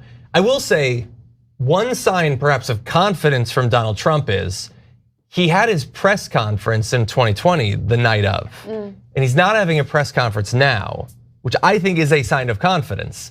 He went out there and declared victory knowing that he hadn't won. I think it was a sign of fear that he was going to lose. He wanted to shut things down. The fact that he is not rushing out to claim fraud, because again, elections are allowed to not be determined by fraud as long as he wins them. Right. If he ever loses them, then they're obviously fraud. And it's not I mean, it's because so far the blue wall is looking like Trump's border wall, kind of non-existent. He built 500 miles of it. I've been waiting all night to make that joke. Yeah, well, you finally got it in. Yeah, and by the way, again, he has exceeded a performance tonight in every sort of metric that you can look at. So it was the margin of error plus in most of these states. So all the swing states, as of this moment, are looking Trumpy, and the New York Times is saying that there is greater than a 95% chance of victory for the former president. And if that holds, I mean, you can only dispute as much as you can dispute. Right now, Pennsylvania is at 93%, and the lead there is 224,000 votes. So could it happen? Yeah, it could happen, but it's getting less and less likely the more this goes on. And one thing that I am bullish on is, in realistically so, is control of the House going to the Democrats, and they are. So I'm still looking at the presidential race. The blue wall is there's a steadiness to the way these margins have remained. She's closed by a few thousand in a couple of the states, but we're starting to see it become very difficult to find votes like we've been talking about. I mean, so it's just becoming more and more difficult to navigate that right now, and the next nominee is going to look a lot more like Tim Walz than Gavin Newsom would be my guess. But we have a lot of time, and of course, I'm going to be finished covering politics by then. You're out like Steve Cohen? I mean, a little bit. Like, I mean, no, I'm not making any, big promises tonight. You're so addicted to politics. You're not going to stop. I'm addicted to it too. Yeah, but I would be happy to be a travel reporter too, and just eat like good breathing meals. Air for you. It is like breathing air. Maybe I'll go into hockey reporting and move to Ottawa. And You're not going to be satisfied. I may be. Maybe I'll cover another country's politics. Maybe that's the cure. Move to Canada and cover. No. I do love politics, and one of the things that I think where I find a little bit of solace is, look, I think the majority of Americans, including those who vote, for the right, are good people who want good things in this country. There's a lot of frustration among the electorate. There's a lot of anger regardless of how this turns out.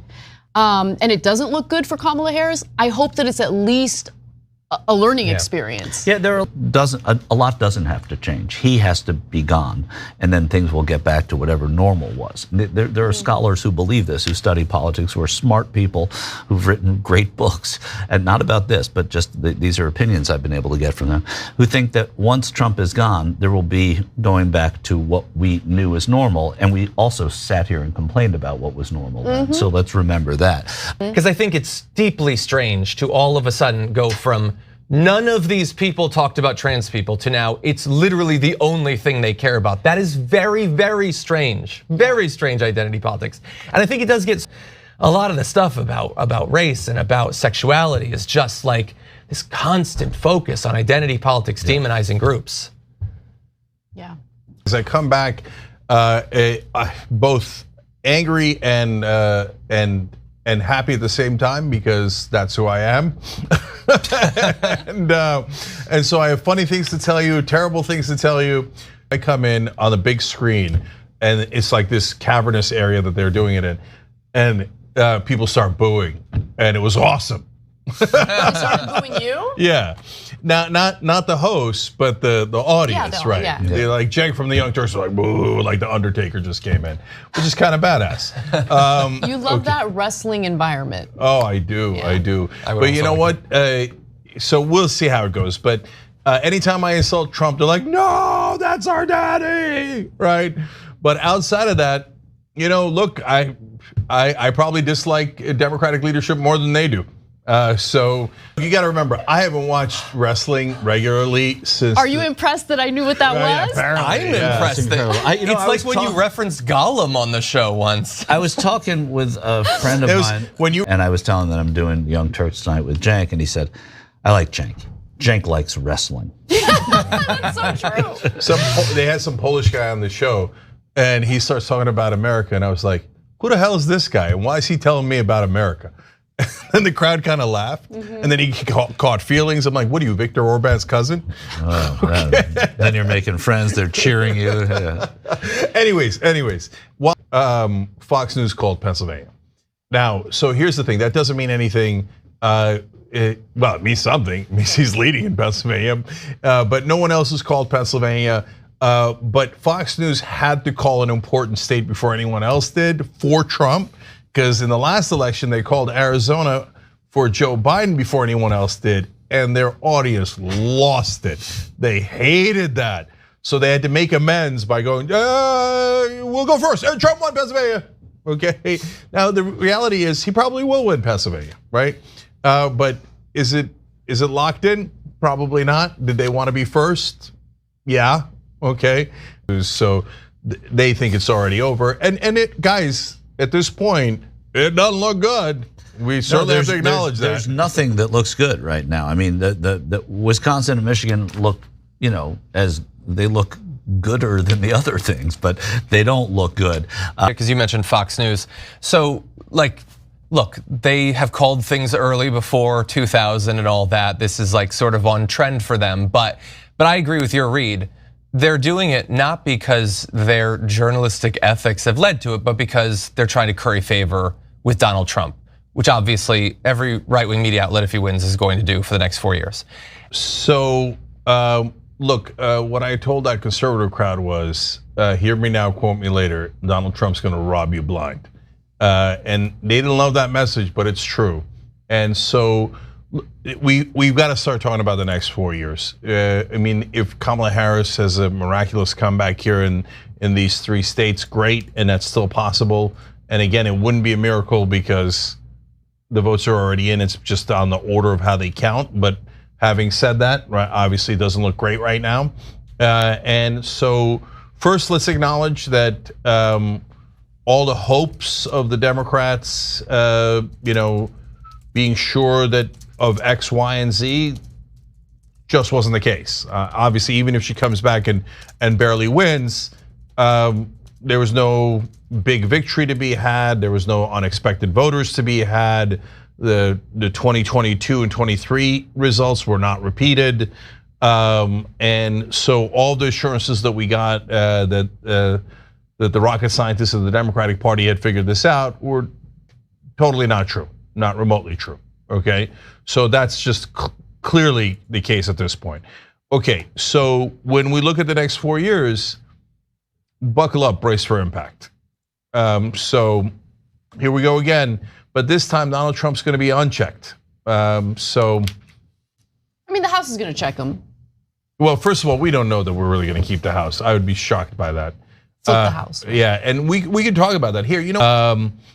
Why? Well, I've got no theory on why the Democrats would do better in the House, but get annihilated in the Senate and lose the presidential. There are so many weird things that happen on election night. I mean, but we've got to reckon with that.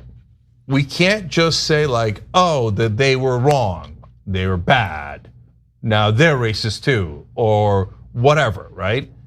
No, we have to reckon with the fact that the Democratic Party did not deliver. It didn't.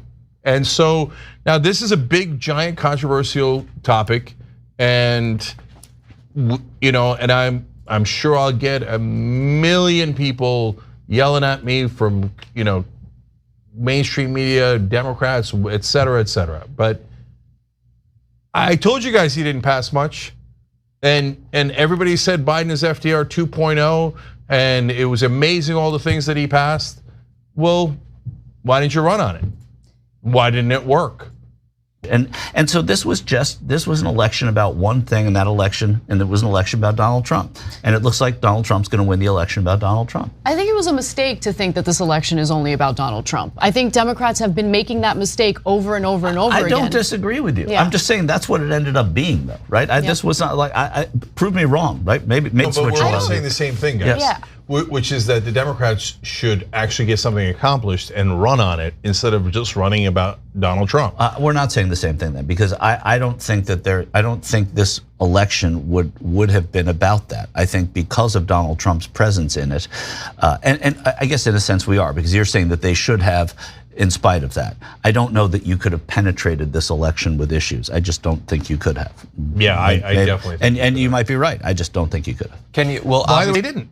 And so, I first of all, the idea that Latinos only care about immigration and want more undocumented immigrants in is just flat out wrong. We can keep saying it if we like, but it isn't true. And so, so the idea of saying, hey, we're not as tough on immigrants, so vote for us, Latinos. It didn't work, and I don't think it's gonna work. I don't think that's what they. We were right about all the criticism we had of the leftists and of the corporate Democrats. And that's why we constantly feel like we're stuck in the middle, right? 100%. And we're always the bad guys for look, I'm just gonna keep it real. Like, no one comes on this show and just talks out of their ass. Okay, we never talk out of our ass. Everything that we talk about has been researched as much as we can before we go on air. But rather than maybe taking that data seriously, everyone piles on. Everyone piles on. The leftists pile on. The more establishment Democrats or moderate Democrats pile on, because we want magical thinking. Yeah, we want magical thinking. And and what happened? The number one ad that Trump ran that helped him win was on that issue. Not because the American people hate trans folks or LGBTQ folks, but because if you go too far, at some point they go, okay, that's too far. And our job is to be honest with you guys and share our expertise and say, I know what the American people are gonna say. I've been covering this for a long, long time. There's no way in the world the American people were gonna be like, oh yeah, fantastic, let's do that. Let's put trans women into all the professional sports, whether the professional sports leagues want them or not, et cetera, et cetera. And we were assured by the leftists that they were geniuses that knew all of this. What happened, geniuses? What happened? I know they'll make 1,000 excuses going forward, just like the establishment Democrats. What we keep telling you is, do not fall into a right-wing trap. The right-wing trap is, hey, people want gay rights, people want trans rights, so let's go further and further and further until we can find out if there is an unpopular issue we could stick the Democrats with. So when they get to that outer edge, we say to you, don't bother fighting that fight, because then you're gonna go backwards and you're gonna lose more rights. You're gonna lose more rights when they win. But no, nobody believed it because they were all geniuses. Well, what happened? The number one ad. So it doesn't mean that you don't fight for the trans community. Of course you do, you fight to protect their rights. But guys, it isn't a right of undocumented immigrants to get any surgery from America, whether they're trans or not trans. You can't, I mean, how do you not see that you can't come into a place and go, oh, I came here with no documents and, let's be honest, illegally. Now I demand surgery. Well, brother, you just got here, okay? I mean, what do you mean you demand surgery? Even if you think they should get it, no problem, but you're not gonna win that case with the American people. So, and then we told you about crime, and everybody said, oh, don't ignore it, don't worry about it, no big deal on crime, no big deal. What happened with Prop 36? Not as bad as the 90s, Cenk. Prop 36 passed. George Gascon, the LA district attorney, lost. Of course he did. Because crime. Told you. Yeah. Told you. There are some silver linings tonight. Yeah, okay, so it turns out, you have to think about the voters. You could be a leftist doing your little cute stream and go, oh dude, I know man, and there's no crime, it's but, yeah, I know everything. Well, then why did Prop 36 win easily? Why did George Gascon lose? Why did all the progressives, so-called progressives in Portland lose, in Seattle lose, San Francisco lose, New York lose? Why did you lose every goddamn election if you know so much? No, because you know what? Because I'm such a genius, I have this revolutionary idea that apparently the online leftist clown asses I've never thought of. People don't like to be attacked.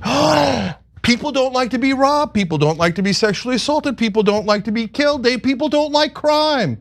To them, that's like a giant news alert. They didn't know. What? People don't like being robbed or being sexually assaulted? I know. Oh no. Oh, I got a great idea. Let's pretend it doesn't exist.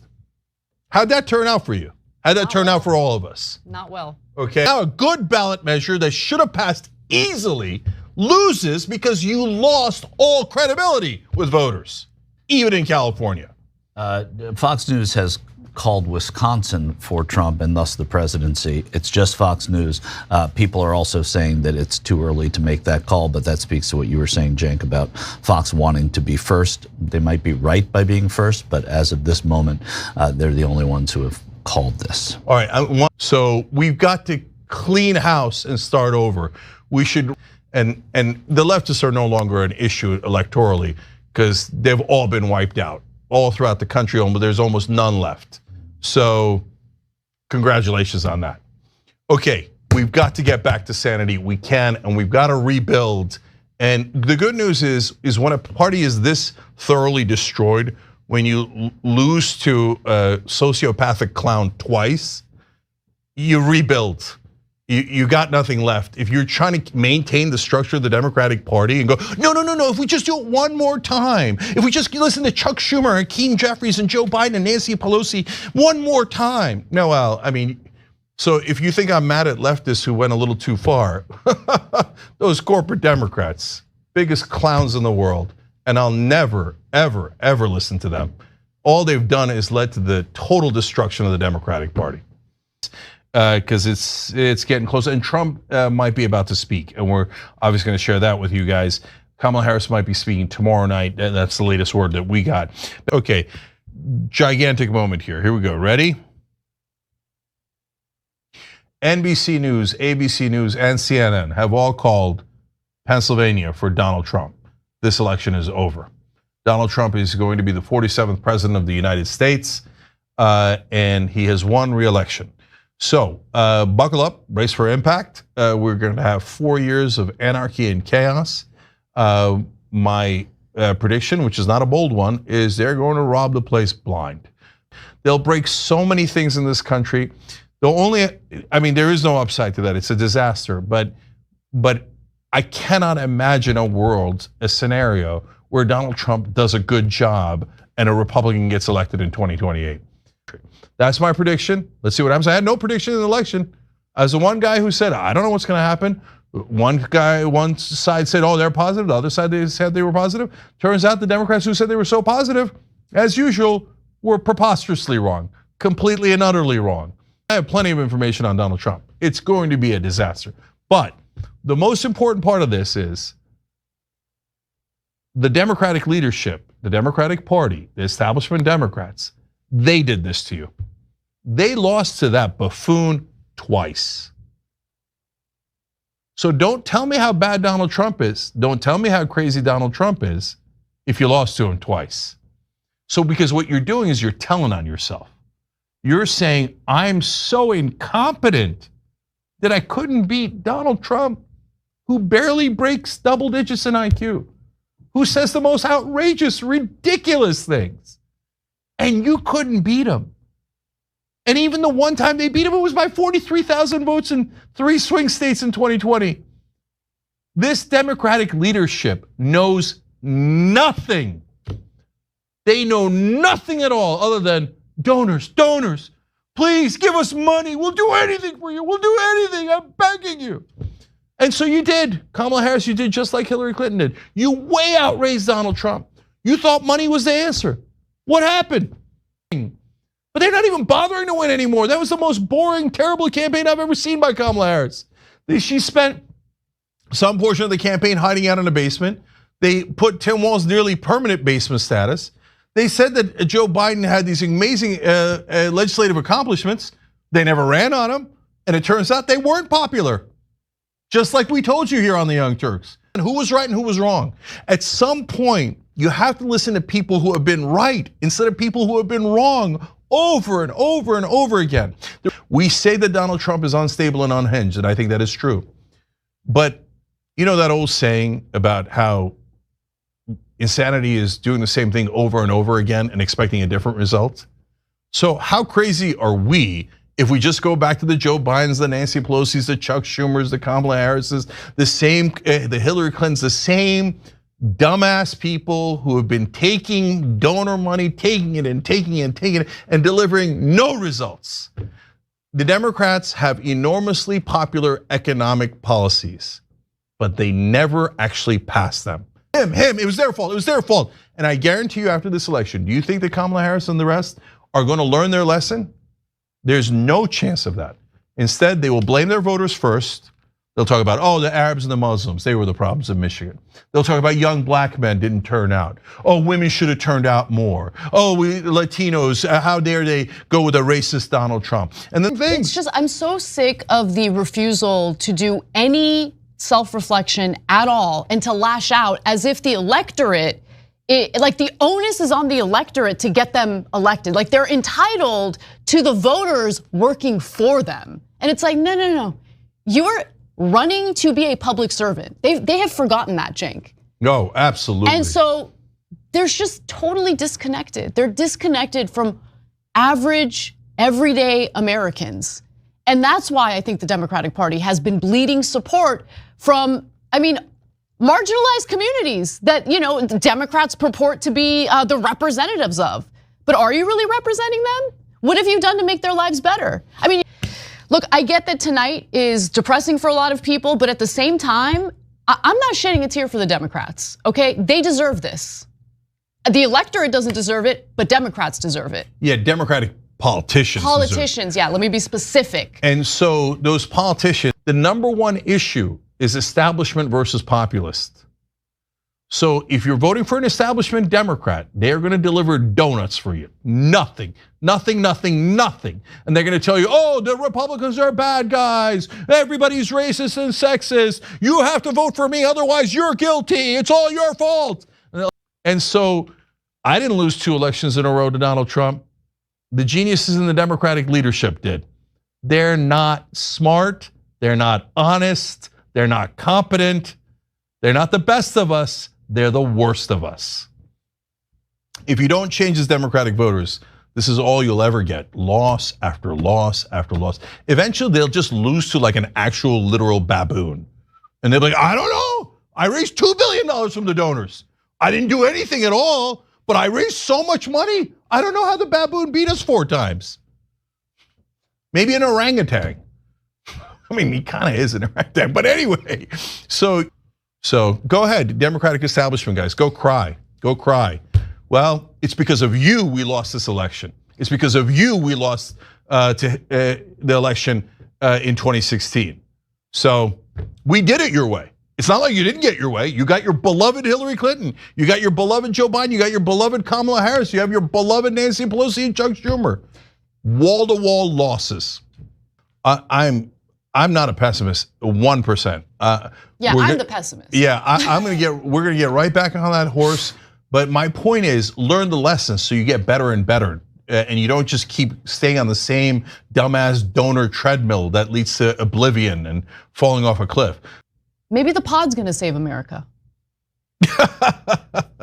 Think about it. All right, well, guys, it's your choice on which way you want to go. But if you vote for establishment Democrats again, you ought to have your head examined in primaries. Okay, so here's Trump. He's going to make a speech. Obviously, this is going to be brutal. Baron Trump is insanely tall. Yeah, Trump talks about that too. He is. Yeah. So I believe they're down on Palm Beach, and he's about to give a victory speech, which he has earned because he has the victory. He has gotten Pennsylvania. He has won this election, and these next 4 years are going to be so long. And you look, if you're watching the Young Turks, I don't think you need me to tell you, but I'm to tell you anyway.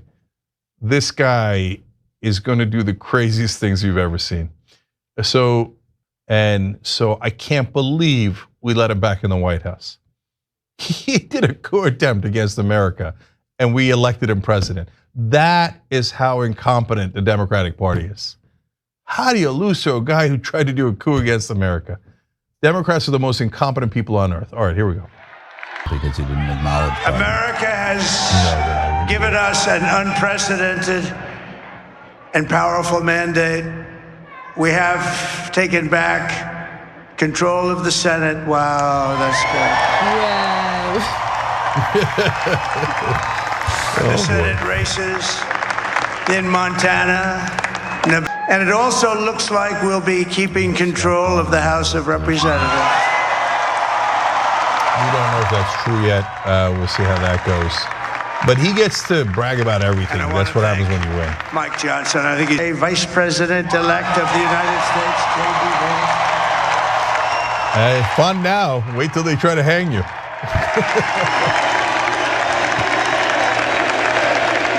And this guy is so happy. He's such a careerist. Remarkable and beautiful. And I think that we just witnessed the greatest political comeback in the history of the United States of America. To be fair, it was a hell of a political comeback. You do a coup attempt, and then they put you back in the White House. We're never going to stop fighting. I'd like to ask You Dave won the just to say a presidency. couple Talk of about words. that. I know, for real, for real.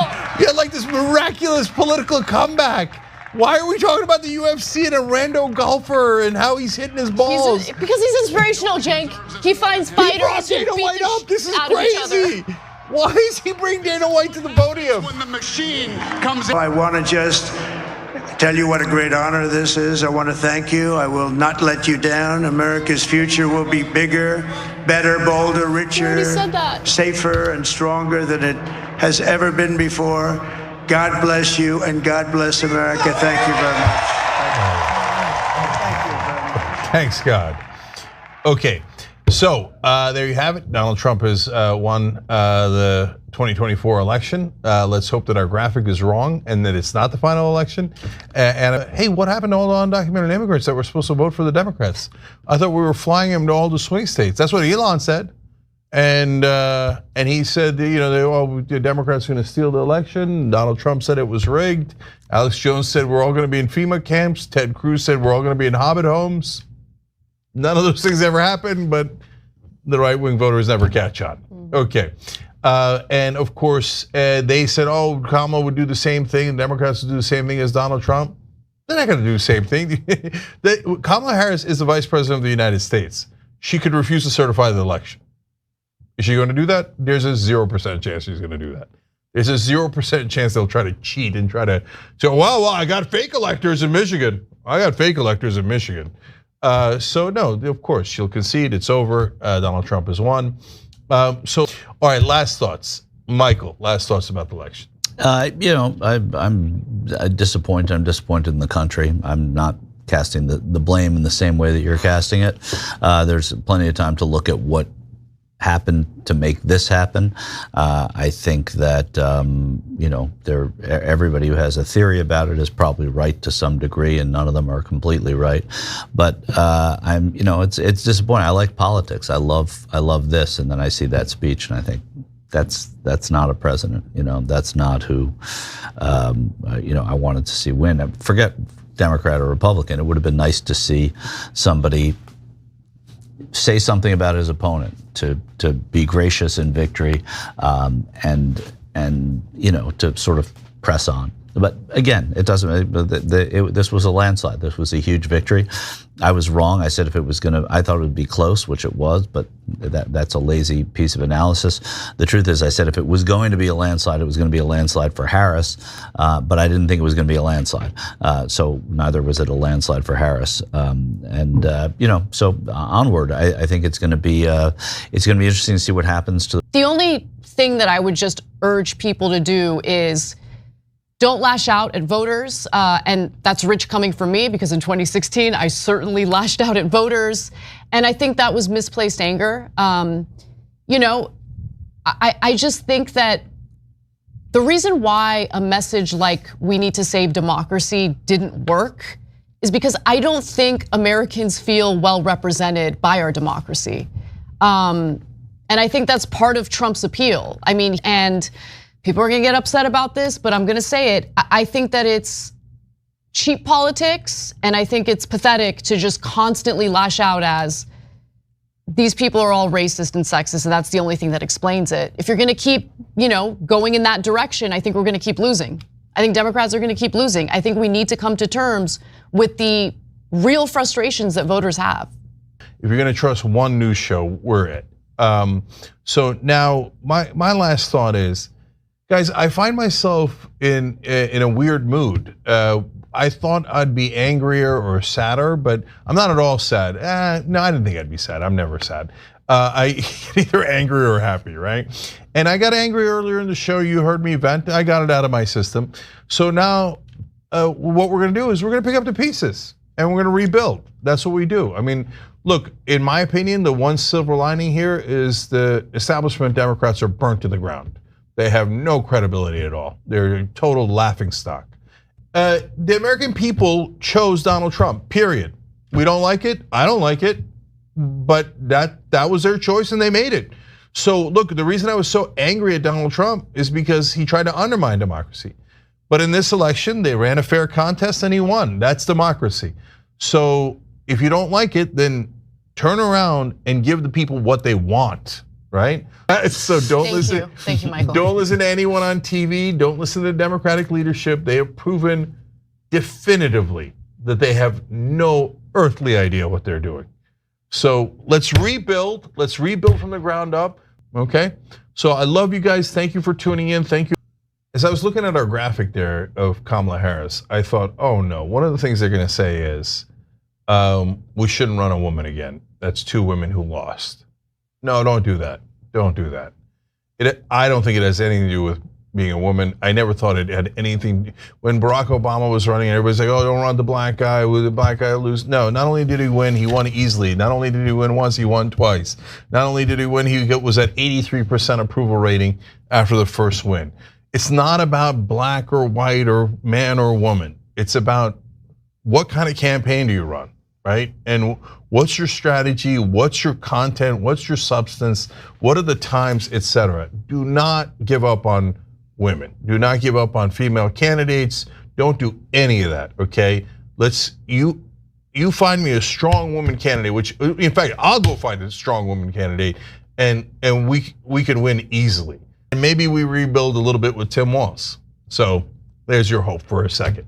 All right, I love you guys for caring. I love you for watching. We appreciate you so much.